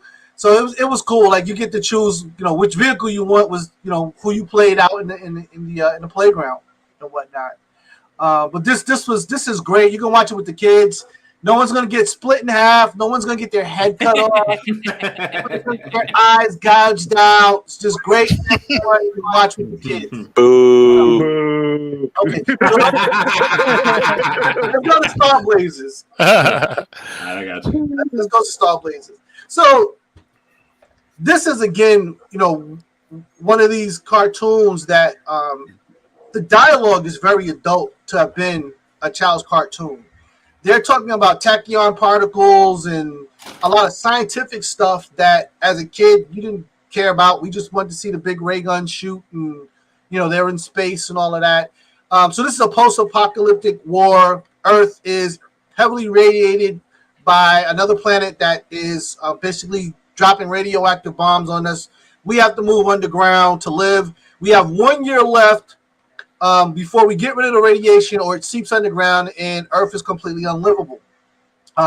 We get helped out by another planet that we never met, and they basically send a princess with a message that says, here's the plans to build the big ship you see behind them, and it will help you get to our planet and back in a year's time and enough time for you guys to save the Earth. It's a great show. It's a great show. As a kid, you don't really think about it, but as an adult, when I went back to watch it, I realized, why did they send the princess to Earth with a message when they could have just sent the damn cosmic DNA to save the Earth? But who was thinking about that as a kid? Another great cartoon you can watch with the kids. No one's gonna get their head split off. There's no groin clutching. Nobody's gonna rip a leg off. And the climax is basically the big ship. The hole you see in the front is what they call a wave motion gun. So there's a whole big laser that comes out of the front of that thing, and all your kids in the house are just gonna love it and whatnot. Yeah, they're gonna love it. Nice. I like it. Nice. I like it. All right, StarBlazers. I honestly don't know about either one of those, to be honest with you, because I just haven't seen them. But I'm gonna have to indulge. Both of these shows are available on YouTube. Yeah. Both of these shows are on YouTube, like all the episodes. I'm gonna have to start watching that one again. I was gonna say I haven't seen it, so yeah, check it out. Yeah. I gotta remember where I left off on it. That's the thing. Yeah, you'll figure it out. That's literally how I feel about One Piece. I have to think about, was I on episode 124 or like 383? Like that's how on I Netflix. think It's about easy. Oh my god. I have to go back and rewatch Demon Slayer sometimes because I'm like, did I watch this part? Or wait, no. Okay, wait. No, he fell asleep. Oh god. All right, what do we got next? All right, we're back on Demon Slayer, so I guess we could kick over to me. I guess that would be the You were kind of you started to talk about it and then yes. Right. So I know I'll kind of throw it up where Isabella left off. So basically, what I'll just say about Demon Slayer really quick is I think for me with anime, the thing that gets me interested is the pacing. A lot of older anime seem to have this slower pacing, and there's nothing wrong with that. It's just how like the style was brought up. But to me, Demon Slayer, the pacing is so good in the show. I'm constantly intrigued by the storytelling. So like, I'm just gonna come right out and say, I know we've already talked about Tanjiro and Nezuko. Nezuko's my favorite character in the show. I'll just say that up front. I love her. Every time that she pops her ass up out of the box, you know it's about to be a problem. And see this guy on my shirt right here? This guy, how do you say his name? I always say his name wrong. Yeah, this guy right here pissed me off for like 10 straight episodes. And then all of a sudden, my man got quiet and hit everybody with the thunder version, this version 1. And all of a sudden, my man was just fucking slaughtering people. And I was like, okay, this show is dope. And I fucks with this guy. So that's why I got this t-shirt, because he's like the silent assassin. So I love it. Let me tell you the thing that really intrigues me about Demon Slayer. And I'm kind of in between ages on these guys. I'm 33. So I just got back into anime this past year. So, and I'm going to talk about my second anime next, which got me back into it. But the thing that really intrigues me about Demon Slayer is the fact that we haven't gotten to the stronger Hashiras yet. We have only seen, how do you say his name? I always say his name wrong. Kajiro, the flame one in the train arc. And then we saw the dude in the entertainment district whose name I also can't get wrong. Oh God, I don't know, but that dude was Boo- fucking badass. Booze My man who was flashy, he was like, "Oh, flashy," and I was like, "Okay, Tengen, you're Tengen. a little much for me, but Tengen. you're a little much for me." But you know, he's cool too. I kind of can't wait to get you know, the rest of the Hashira going, because I know that there's stronger ones that are still yet to come. So that to me is what intrigues me about Demon Slayer, is we haven't even really begun to any type of level with Demon Slayer. Like, to me, they probably have like a billion more seasons left if they choose to keep doing the show. So I mean, that's why that right now is my favorite anime. And I guess I'll jump over to my second slide so this way we can go to a more of a group setting. So I'm going to talk about a little Attack on Titan. I don't know how I'm interested here to see what the kids have to say, Isabella and Nas, yeah, all of them, yeah. Because I'm going to be honest with you, this is what got me back into anime after about 12 years off. I started watching Attack on Titan because I'm somebody who watches streamer every single day. I'll just shout him out. Tim Tapman, shout out. I watch this guy like every day, and he constantly talks about Attack on Titan. So I was like, you know what? He talks about it all the time. I'm going to give it a shot. I threw Attack on Titan on the screen, and I was addicted from episode 1. Eren Yeager is one of the better. I enjoy his character. I'll just come out and say it straight up. I don't know how many of you have watched. I know Abel's watched Attack on Titan. We're like right there with each other. We watch every single episode. My two favorite characters in this show are Mikasa and Levi, because they're both ridiculous. And like this show for me, again, the only part about this show that I struggle with is the pacing, because sometimes there's a lot of storytelling that goes on that really, like, it could give you a little lull. But the parts that are crazy, like once this show gets going, and again, we're full spoilers here, so I'm just going to talk about whatever I want to talk about, right? So when the Colossal Titan and the Armored Titan both pop out and you discover that they were part of the Survey Corps the entire time, that shit went crazy. I was screaming at the television when that happened because my dumb ass didn't see it coming. I was like, there's no shot these two assholes are actually the Titans the whole time, right? Because in my head, I just couldn't comprehend that was a thing. So like I went crazy. And then the other part that I'll just talk about, because I'm just going to go by highlights of this show for me. When Captain Levi carves up the Beast Titan, fam, I have never been more jacked in my life to see let me tell you like that. This man snuck up around him, took out like 6 Titans, and then all of a sudden said, cut up my man's arm, cut his nape, and he had blood on his face. It was the most gory, disgusting bullshit I've ever seen in my life. I got so hyped. I was like, yo, he's a badass. And the Beast Titan, Eren's brother, who we found out is Eren's brother later on, Zeke, he's an asshole. I hate him. But this guy, he's so lucky Levi he got assistance, because Levi was about to carve him up and change the whole thing. I can't wait. I thought this show was going to end with this past season. And luckily we all did. I thought it was over, and then all of a sudden they hit us with this bullshit. So the thing with this show that's really weird is the time travel aspect to me. Like, it's really dope. But at the same point in time, like now it seems like we're almost going to go back further in time once they come back with more. And I'm like, I don't really know how I feel about that. But this is the show that got me back into anime, so I had to shout it out. Because I found it so fun. It was just enjoyable to watch. Eren is one of the best protagonists ever, because he literally goes from being the kid you're kind of rooting for the entire time from the beginning, all the way till the end where you're kind of like, wow, Eren's kind of a fucking douche who started the rumbling. And you're like, wow, this guy's a real fucking asshole at the end of the day, right? So now we're going to see. And I just want to give one quick shout out, even though I know I couldn't add 3 on here. But I just want to give a shout out because I'm almost done with My Hero Academia, and that is also phenomenal. So I just want to give a shout out to My Hero. And after that, let's kick it over to whoever else wants to talk. So I just want to. Can you just put me on the big screen for like 2 seconds right here? So I just want to. You see this motherfucker right here? You see this guy? This guy is a fucking legend. And Captain Levi, Captain Levi guy. All right, yo, let me tell you something. You want to talk about a G? That dude is a G. Holy shit! I have never seen anyone toss something like that, That's all I have to say. And God damn it, I can't wait for some more Attack on Titan. But I think we need to go to the youngins. Let's go to Isabella, and then we're gonna keep moving. Isabella, I don't even know if they've seen it. To be honest with you, I don't know. Yeah, we gotta talk about this. Wait, what? Oh, Attack on Titan? Have you seen Attack on Titan? Yeah, I've seen it. It's like really confused me around the edge. Because it went from like fighting Titans to like now the government's like in shambles. Basically, yeah, I definitely agree with the Levi thing. Everybody like on social media called him like a fidget spinner, because he kind of like swung around the beast Titans. It was like, yeah, it was gory. But yeah, I definitely understand why people like love them.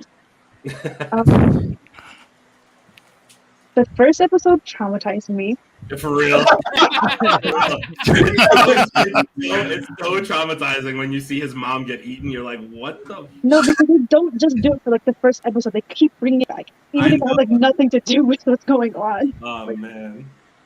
And then like how I was like so confused because I didn't understand how you could kill off the main character on the first episode, and then he turns into a Titan and stuff. So I was like, oh, okay. Like I watched it down here in the basement, and I was on the floor. I was like rolling. I don't know. It was like my first kind of like gory kind of anime. But like I don't remember. Cool. I don't know. Let's go to Jab or Jab. I'm assuming you've seen Attack on Titan. Oh yeah, of course. Yeah, I've watched everything anime-wise. I mean, there's not really much else I'm gonna say that's like new that hasn't really been said. Like, I still think like Levi is absolutely a badass. But I think his name was Captain. Is it Irwin? The one who Captain Irwin. Irwin.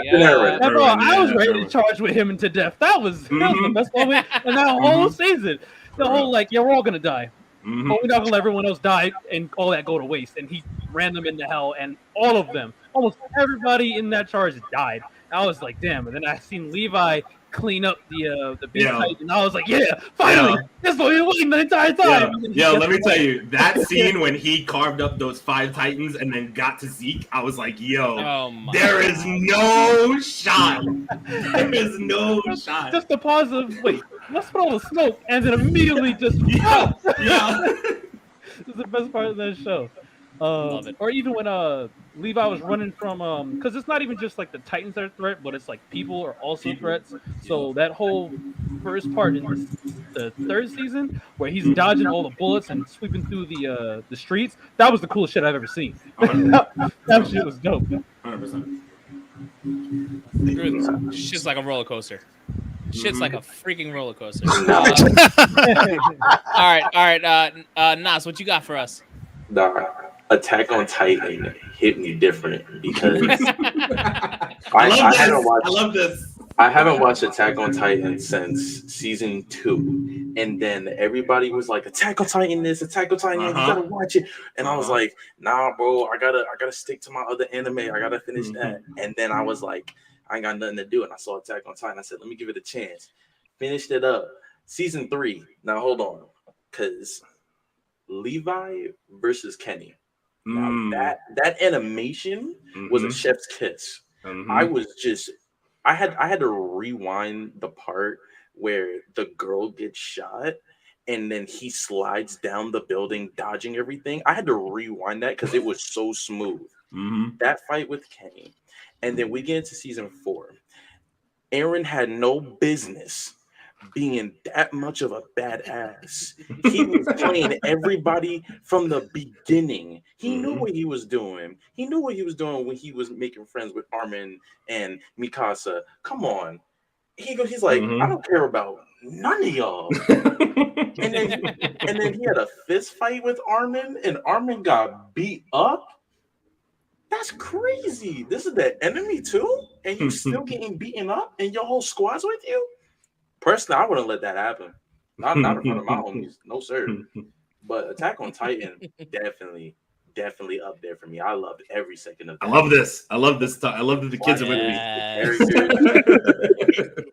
Everything. God. I just want to give one more shout out to one more thing. I want to say season 5, this past season of Attack on Titan was season 5, right? I'm not incorrect in saying that. Season 5. I think it's season 4, part 2. Season 4, part 2. The theme song of The Rumbling, one of the best opening theme songs in anime. Yes, sir. I bump that shit at the gym every fucking day. Every day. That song goes hard. Oh, when me and my friends are going into like tournaments or when we're playing Dragon Ball Fighter Z, now that game gets me boiled up, and I'm like, you know what? Since you want to play, let me get Spotify. Rumbling, not what you want to do. Not what you want to do. The Rumbling by Sim. Have you ever heard it? Go listen. Put it on your gym playlist right now. I'm telling you. Oh man! All right. So what about the old heads in here? How do we feel about Attack on Titan versus what you guys have seen in the past? You didn't even call it real anime. That's what you told me. I'm sorry. Wait a minute. What? Wait. I need a timeout. Chase, you're muted, by the way. But I need a timeout on the field. That's not real anime. Oh, I'm Isabella, insulted. can you repeat that for the people that didn't hear it? What did Leo say about that? He walked downstairs. He looked at the screen and said, "That's not real anime." One more time for the people in the back. Leo, we're having words next time I see you. Leo's getting exposed. No way. Before I get beat up, because I know I'm already going to hear it on the chat. There just might be gratuitous violence on this. Yes. Oh yeah, here we are, right here. Huh? Say it the right way. Huh? What did you say? Oh boy! All right, I have to sit down and actually spend time with it. I haven't spent time with it. I was just being an old head, okay? What's it like being wrong though? I'm still not wrong. You guys are still biting off of my too. Stop. Leo's really good at being wrong, so he understands. Yeah, I honestly haven't seen it yet. I am gonna watch it. I have to watch it. I have to give it more time. At that point, I haven't watched it. I did see it. It was good, guys. Thank you, Charles. Thank you, Charles. Don't listen to Charles. Charles likes everything. Yeah, Charles don't count. McDonald's commercial, yeah, it was pretty good. It was pretty good. You heard this woman. Cut the mic. Cut the mic immediately. I'll watch it. I promise I will watch it, and I will give it the time. Good. Yes, you need to see a masterpiece. Attack on Titan is good. I want to go that far. All right. Well. All right. So that's Attack on Titan. I think. Okay. I'm sorry. Let me see. I think we're kicking I think it we need to move to Wendell. Wendell's been a little quiet tonight. We're gonna kick it a little old school. Wendell, what's up? Talk to us, Wendell. Let me get you on the big screen, bro. Let me get you on the big screen. We'll talk about my guy, Ronnie Kenshin. Turn up your mic. Kenshin is, let's say, you want like a really nice bit of anime with some swordplay in it. Like, this is your show. And I'm gonna be really honest though. The only arc worth watching is the Kyoto arc, because that's where you get all of the great scenes. And I love this show to death, but the Kyoto arc is the only one that I will watch outside of the actually old Samurai X movies when they, showcase him as an actual manslayer. Now, this dude, for this part of the show, he's a wandering samurai who has made a vow to never kill again. This is because during the during the Meiji era, he was known as Himura Batosai, which is literally translated into manslayer. All right, he was the illest killer on the field. Like, when they needed somebody gone, he was the dude that they sent in. True trope, met up with a chick and ended up catching that nice little cross on his face. And once the Meiji era ended, he decided, like, I'm putting this down. I'm not doing this no more. Girl is gone. And there's a whole long story in between all of that. So my man ends up putting his sword down. He gets a special sword made for him with a reverse blade. So if you know what like any knife, you got that sharp edge on the outside. Well, for him, the outside edge was dull, and it was the inside part of his blade that cut. So going forward, everything he ever did, if he hit you with the sword, he was really just damaging you, breaking your bones or whatever. My man was ill. And I used to, and Leo, you touched on this back in a little earlier. Yeah, for me to be able to watch this, like this was numerous trips to Chinatown, Elizabeth Mall, down on Elizabeth Street, downstairs, a little tiny shop. So VHS tape. buddy. Y'all don't know about this, young kids. Like there was these boxes back in the day. It was called VCRs.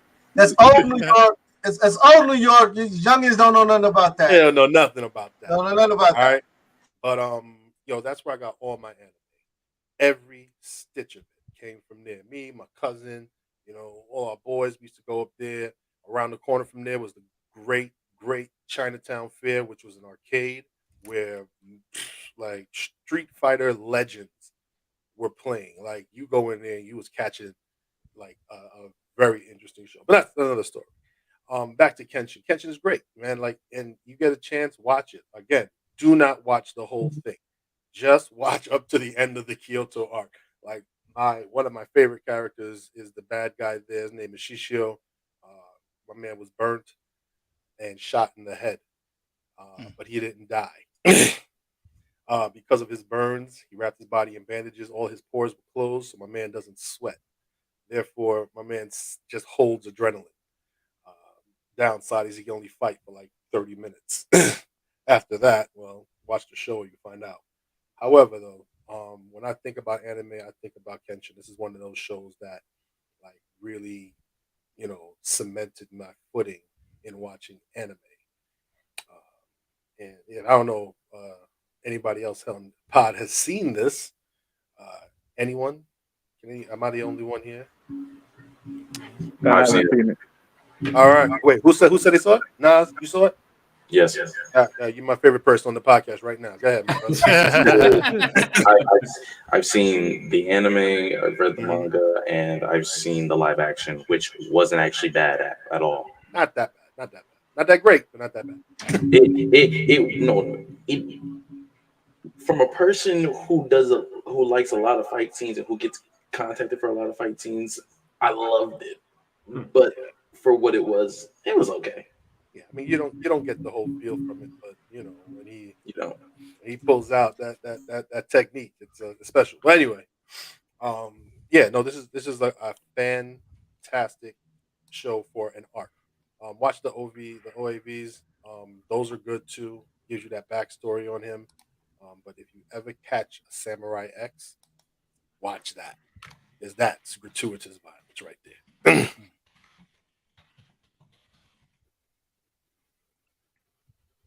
All right. Oh, we know what it's time for. Let's talk about my baby. Let's talk about my baby. Oh! Let's talk about my baby. Now. All right.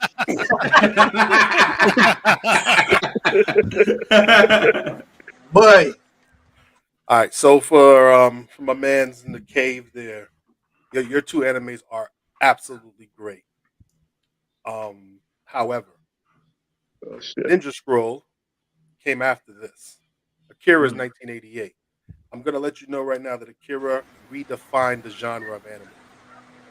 Akira redefined how anime was drawn and animated. Fist of the North Star, fantastic show. Older than Akira, but its animation was flat. Hey. All right. It was absolutely, yeah, it was, but it was still flat. There were limited things happening on screen at once. You watch Akira, you will see it. Like Akira was like Avatar of its time. Like you watch that was like, dude sitting in the chair. It's Kaneda. His boy Tetsuo got into a motorcycle accident. They're part of a group in Neo Tokyo. And he got into a motorcycle accident. Had some experimentation done to him. He started to utilize some telekinetic powers and, basically went crazy. The only downside to Akira is in the movie form is you really only have parts 1 and 6 of the manga. You're missing the entire middle. So it was a mashup Still good and still culty, but you're missing a lot of the meat in the middle. You have to read the manga for that. However, its influence, not only just in Japanese animation, but in the world, still happens to this day. That gentleman right there, Kaneda, has a bike thread, beautiful, and there is a thing called the Akira slide. I want everybody to Google that right now. The Akira slide is when the character came from off screen and slid in on his bike, and that's how he comes into frame from behind. It's called the Akira slide. It's been used in actual real life shows, other animes, other cartoons. Yeah, man, listen. When you talk about influence, that's the show. That's the movie that influenced a lot of what's going on. All of that electricity in Dragon Ball Z and all that stuff, the rocks, all the little rocks rumbling in movement, that came from Akira. Akira made it possible, made it available for people. Wait. Does that have anything to do with the Tusi slide? Is that from? You're not taking the rock rumbling and the building going down from Akira. Have you watched Akira? Have you watched Akira? That came from Fist of the North Star, homeboy. Have you watched it? That came from Fist of the North Star. All that rumbling and the power stretcher, that came from Fist of the North Star. Sir, the level of which it was animated is completely different, is what I'm telling you. Yeah, where did they get it from? No, it came from Fist of the North Star, but as we said, the cartooning on Fist of the North Star was literally like almost cut and paste little pieces. It was watching a Battle of the Planets. Yeah, when Akira came, it's the first time that you get fluid cartoon, motion. The amount of things that they animate in each scene was incredible, and that changed the way Japan animated shows and movies going forward. So when I say all of the rocks, I mean like all of the rocks. You watch Dragon Ball Z, they don't just pull up like 4 or 5 rocks. No, every rock in the vicinity goes up. All right, they learned all of that from Akira. So when I'm talking about a great anime, that is what I'm talking about. Honorable mention, it's gonna be Gundam. I have it sitting behind me. That is a very old school joint, but big robots always have been my thing, and when I caught on to that was great. Nas, you got excited, man, when you saw Akira on the screen, man. I saw the movie. I didn't read the manga. All right, read the manga. It'll make the movie make more sense. I figured that. All right. And that's all I got to say about that. All right. Well, I think Charles is up. Charles, what do we got to talk about tonight? Wait. There we go. There we go. Oh wow. Yeah. So I'm going to talk about an old and a new manga, anime. I mean, not manga, anime. And this particular one that I saw, Yasuki. This is pretty new. This is probably, I believe it came out last year. It's on Netflix. And it's a story about the first African samurai back in, I would say, feudal Japan back in the 16th century. And the interesting thing about this story was that, first is that, I mean, there's not too many mangas or animes that show a lot of dark-skinned characters. And one of the things that I thought was interesting was the fact that they showed this particular character very strong, very noble, very disciplined type of individual. He's actually voiced by Lakeith Stansfield, actually, who is in, if anybody saw Judas and the Black Messiah. Oh wow! Okay. Yeah, like that guy. Yeah, he actually voiced. Ming-Na Wan is also, if anybody knows her, she played in Agents of Shield. She plays in Boba Fett. Oh yes. Yeah, No, I know exactly what you're talking about. Yeah. So she played Chun-Li in Street Fighter. Okay. That's what I was about to say. I know that voice. I was like, she played the Street Fighter. Yeah. She sure did. Yeah, she's yeah. We should put a passion alert on her, but yeah. Let me get that. Hold on. I got you. Hey, yo. Okay, yeah. Hey, yo. There it is. Yeah. We love us some Chung-Li up in this bitch. But I just found the story really amazing, and the interesting thing about it was that the fact that even in the first episode, like is this big battle sequence, and it has robots, it has demons, it has samurais, and they're just going at it, and they're attacking the warlord that he serves, and the warlord kind of caught him at a time where he was a servant from another individual.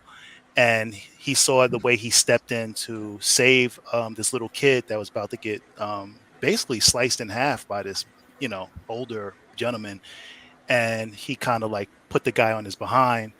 And the name of the warlord was Oda Nobunaga. And he kind of like took Yasuke under his wing. And the funny thing about that sequence, the next sequence, is that, because he's lived as a servant, so he's not that clean. So they're trying to wash him down, and they're seeing that his skin is dark. So they think it's dirt. And they're like, well, why is this dirt not coming off? And they're scrubbing him. Oh, God.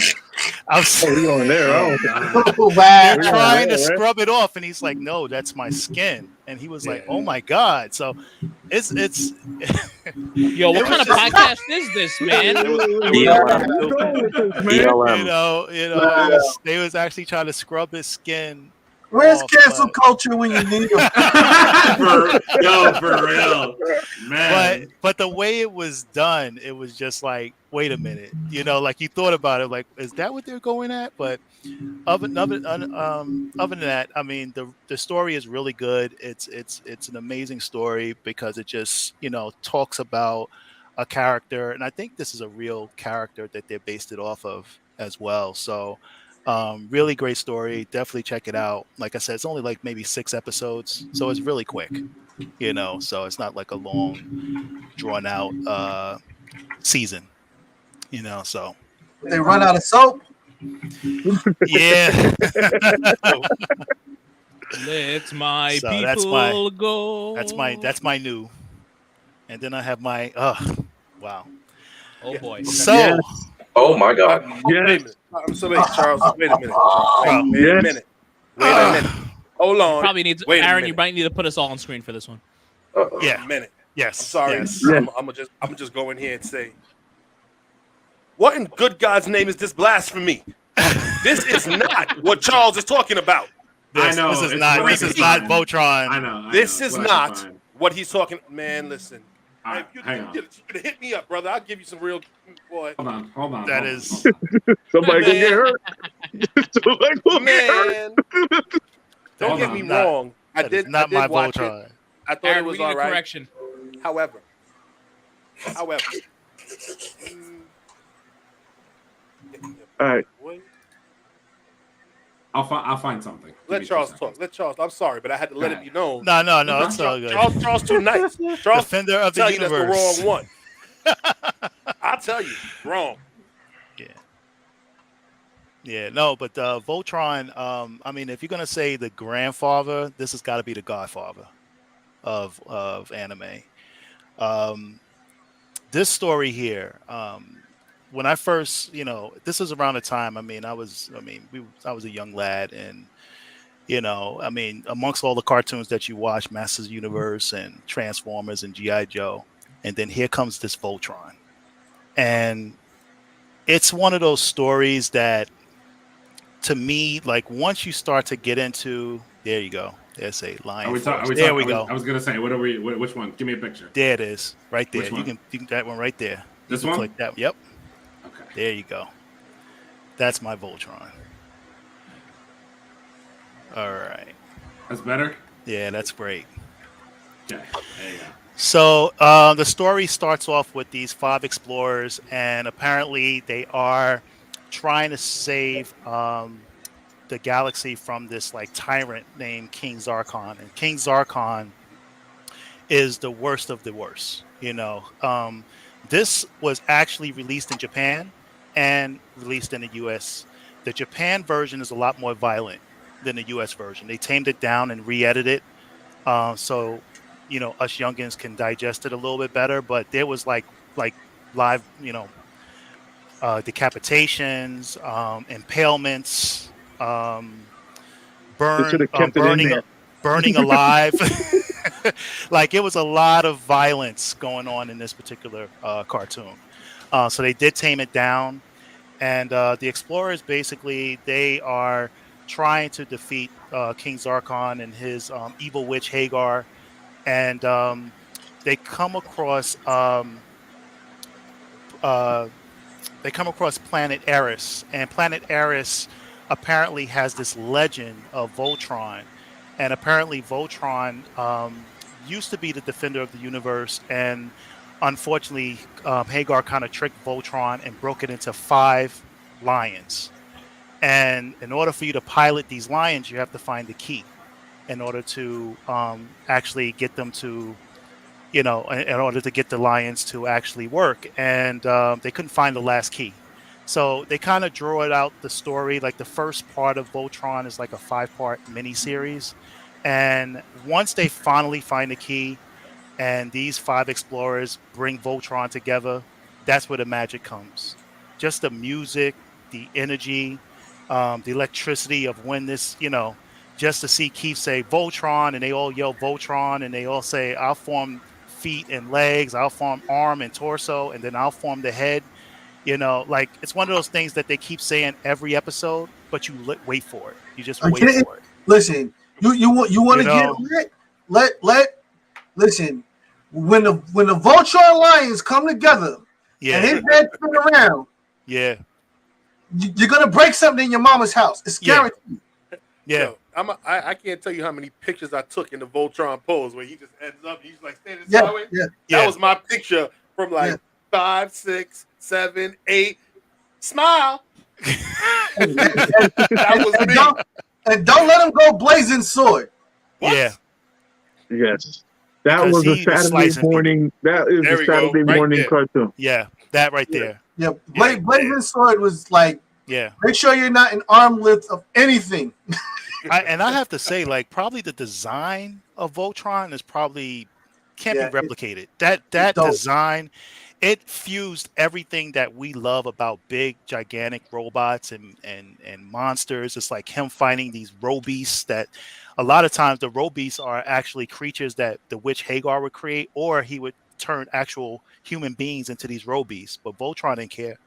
Voltron just, send them in a body bag, and it was just an amazing cartoon. And, it's definitely, I mean, like I said, if you go ahead and talk about old time cartoons that just, even to this day, I watch it. I have the, actual box set here, Whoa. Right, ain't nothing wrong with that. So show off. So put them in a body bag. I put them in a body bag, and it has all of the movie, because there was another Voltron that they had. I think it was like 30 cars, so they did have another Voltron, but it wasn't as popular as the Lion Force. But there was a movie where they had both Voltrons fight King Zarkon. There was a movie like that. So yeah, but definitely something you guys would really enjoy. I think the youngins would enjoy it too. I mean, Pidge, the one of the characters, Pidge, which is the youngest of the Lion Force, he yells a lot, but Can I just say some shit? Is this where Power Rangers bit their shit off of? Because like, damn right it is. Yeah. Because I look at this and I see the fucking Power Rangers mash up bullshit. They literally like. That's some red, bullshit. Green, blue, yellow. Okay, they literally like bit. Yo, here's the what I crazy would thing say. is, So would you say? they put me on the big screen real quick. What? Don't Put me on come the big after screen. Tommy Oliver, the Green Ranger, okay? That's my dude. Leave me alone. Okay, go ahead. There you go. There you How I go. feel about it. There you go. That's a weird flex. That's what I'm talking about. That's a weird flex, but okay, I got you. Okay, that's how I feel about it. They Wait, literally, Charles, they literally do bit it- Voltron while they bit Voltron while Voltron was still on TV. Right, that's what I was Yep. just gonna say because Power Rangers was the 90s, Like, no? When they Power sure Rangers did. came out, Voltron was still on, and it was like, wait a minute, that's not Voltron. Yo, you know what? I reneged my whole thought on Power Rangers. Fuck Power Rangers. Hey, bullshit. hey. Dude, right down to the monsters. Yo, down to the animals and down to everything, and even some bullshit. even even the Thundercats bit off of Voltron too with the castle. Bullshit. So Yeah. You shut And the your Thunder mouth when you're Tank. talking to me. You shut your mouth but when you're talking Power to me. Rangers is But- a watered down, cheesy. Yeah, So for me, my childhood me- is ruined. For me, this is the question. If you Do we didn't- watch if you didn't do watch we watch TV in the the original instead of the new ones? Do we watch? Damn the right original? you watched the original.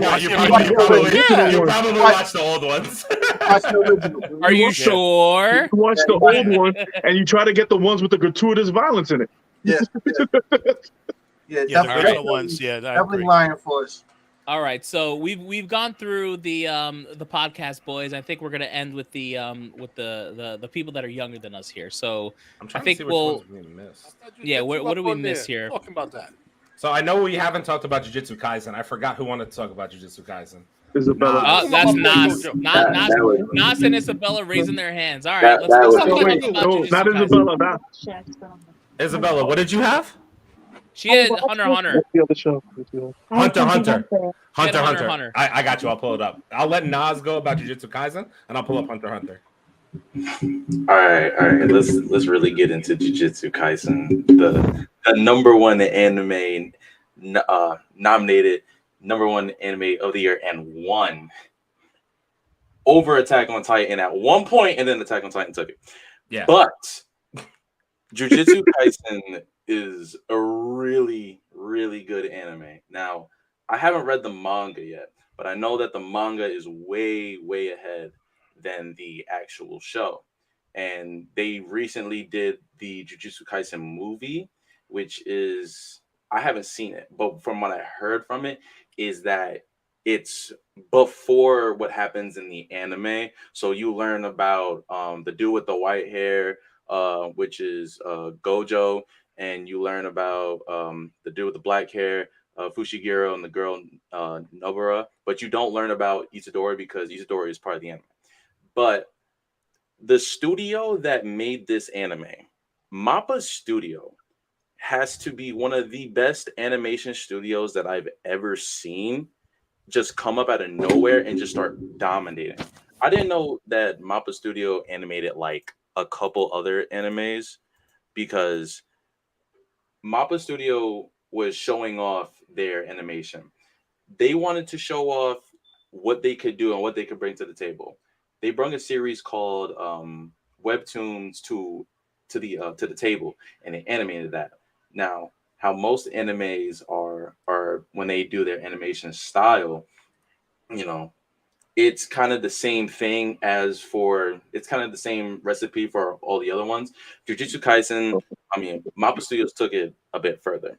So what they did is that letting God of High School being the experiment, they took 2D and mixed it with 3D motion capture. So in certain parts of the fights, and you can see it in Jujutsu Kaisen too, but it's mostly hidden on top of the 2D animation style. So there are certain parts in fighting on hand-to-hand combat which you can tell look unrealistic or can't be done, but that 3D motion capture you can see because it goes from a quick 2D style to a stiff but yet quick real life action fighting. So there's like actual boxing, Jeet Kune Do, Aikido, Jiu-Jitsu, Capoeira. There's a lot of stuff that they brought to the table with God of High School, and then they put it on Jujutsu Kaisen. Now it's only 26 episodes, and I highly recommend for all the old heads to go ahead and watch this, because if you want to watch something with a good story and good fight scenes, you want to see people throw down, you got it. You got it. It's right here. Bro, I'm already there. I was about to say, Nas, yo, I've seen Jujutsu Kaisen, I just haven't seen the movie yet. The show is very good. I enjoy it. I'm into it. I heard that that I have to see the movie because I heard it's crazy. When is the movie coming? But I haven't. The movie's already out. It's out already. It's already. Bro, I haven't seen it anywhere. Yeah, the movie was out in theaters like earlier this year. I want to say, right? Yes, it was. Like March, I want to say, and it's like out already now. I have to double back and watch the movie. The show for 26 episodes, really, really good to follow. I'm in.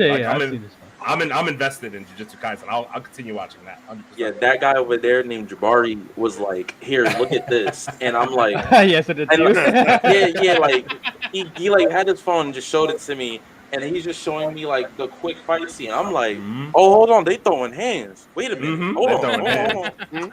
This dude with the blindfold. What's his name? Dude with the blindfold. Gojo. This motherfucker. This guy's insane. I don't even know. Oh, don't let him pull it up. You don't want to see the baby once he pulls the blindfold up, it's over. You don't want to see it. Like, oh, it's over.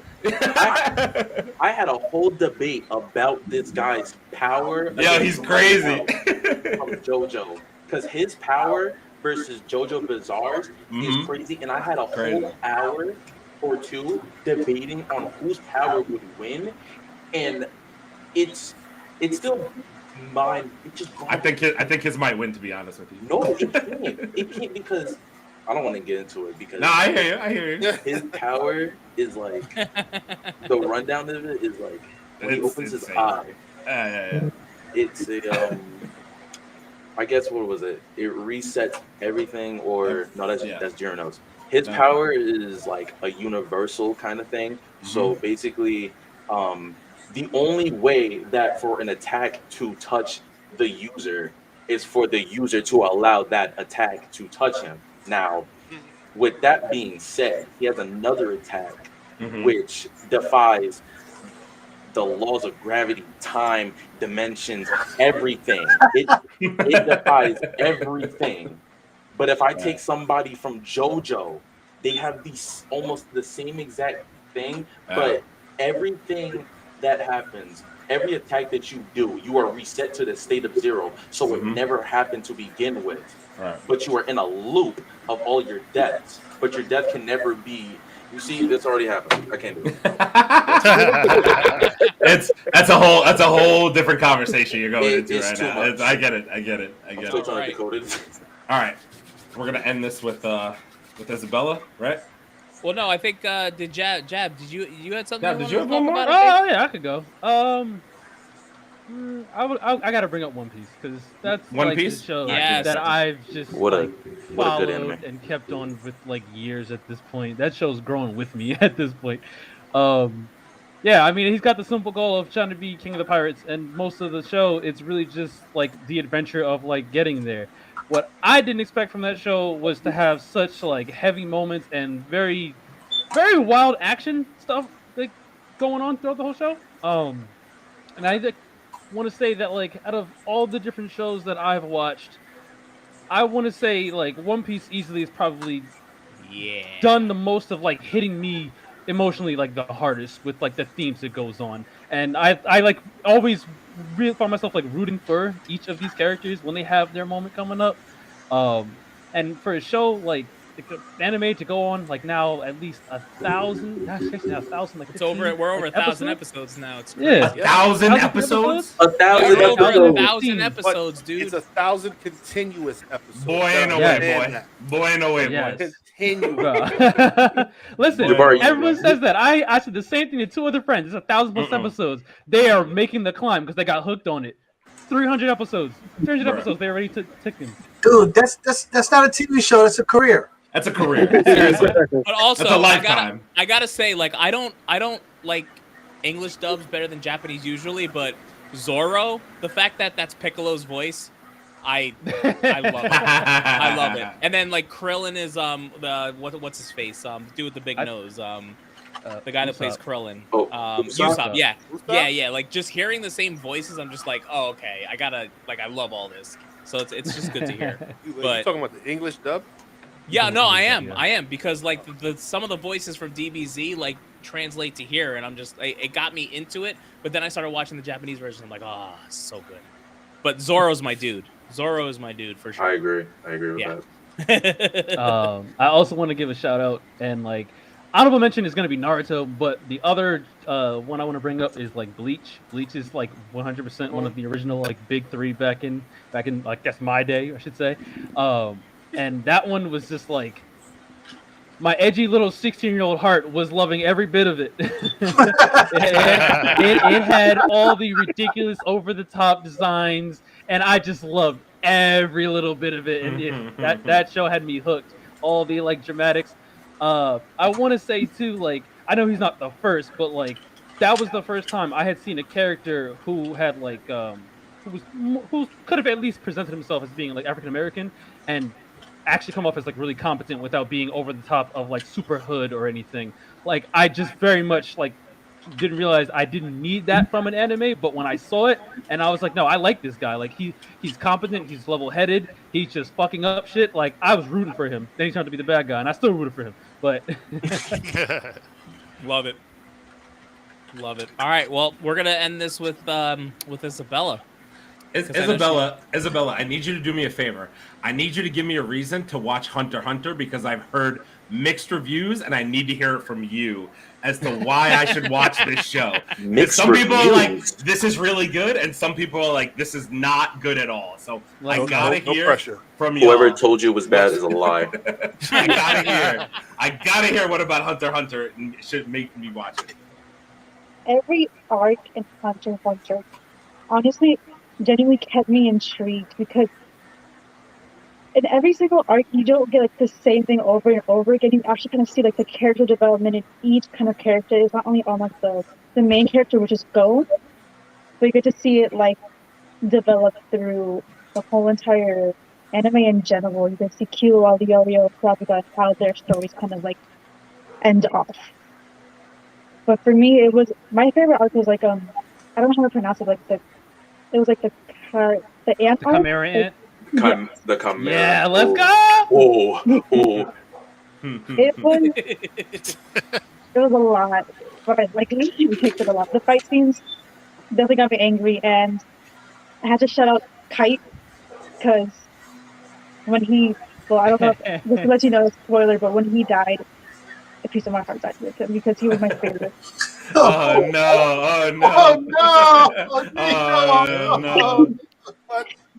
I will say is when Gon kind of like turned into an adult, and that whole entire fight scene, I forgot her name, but one of the ants, Pito?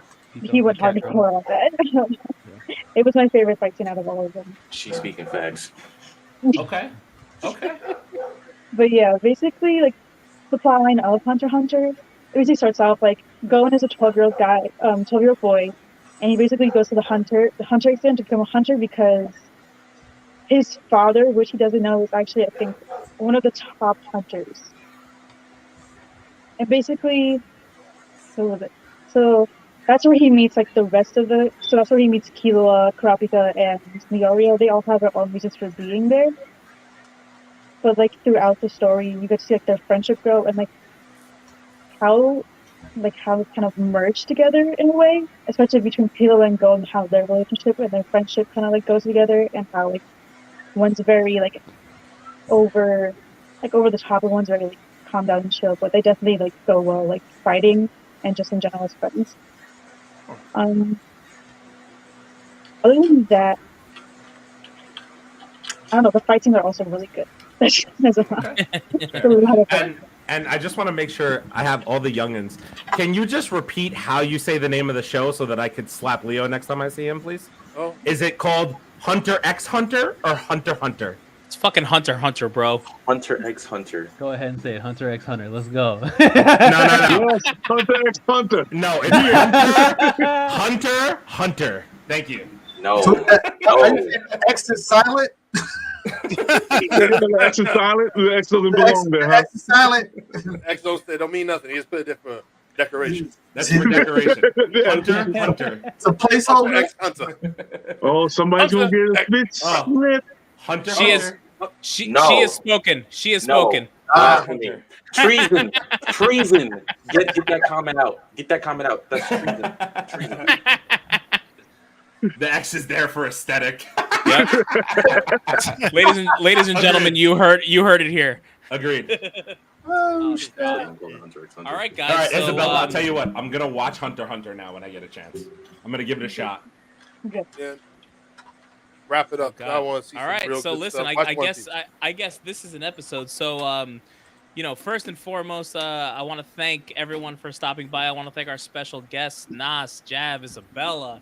Thank you guys for coming by, giving your opinions. This is a great episode and definitely for sure our longest. For those of you out there, it has been Abel, Leo, Aaron, Wendell, Chase, Charles, the Mancave101 Podcast. If you are not already following us, please like, comment, and subscribe. YouTube, Facebook, Instagram, fucking Twitter, TikTok, your mom, your sister, whatever the hell you want to subscribe to. Merch coming soon. Merch coming very soon. Hey, yo. Next week is episode 20, and we're gonna try and do some fun stuff next week. So please join up. And from all of us here at the Mancave101 Podcast, y'all have a great night, and thanks for stopping by. Peace out.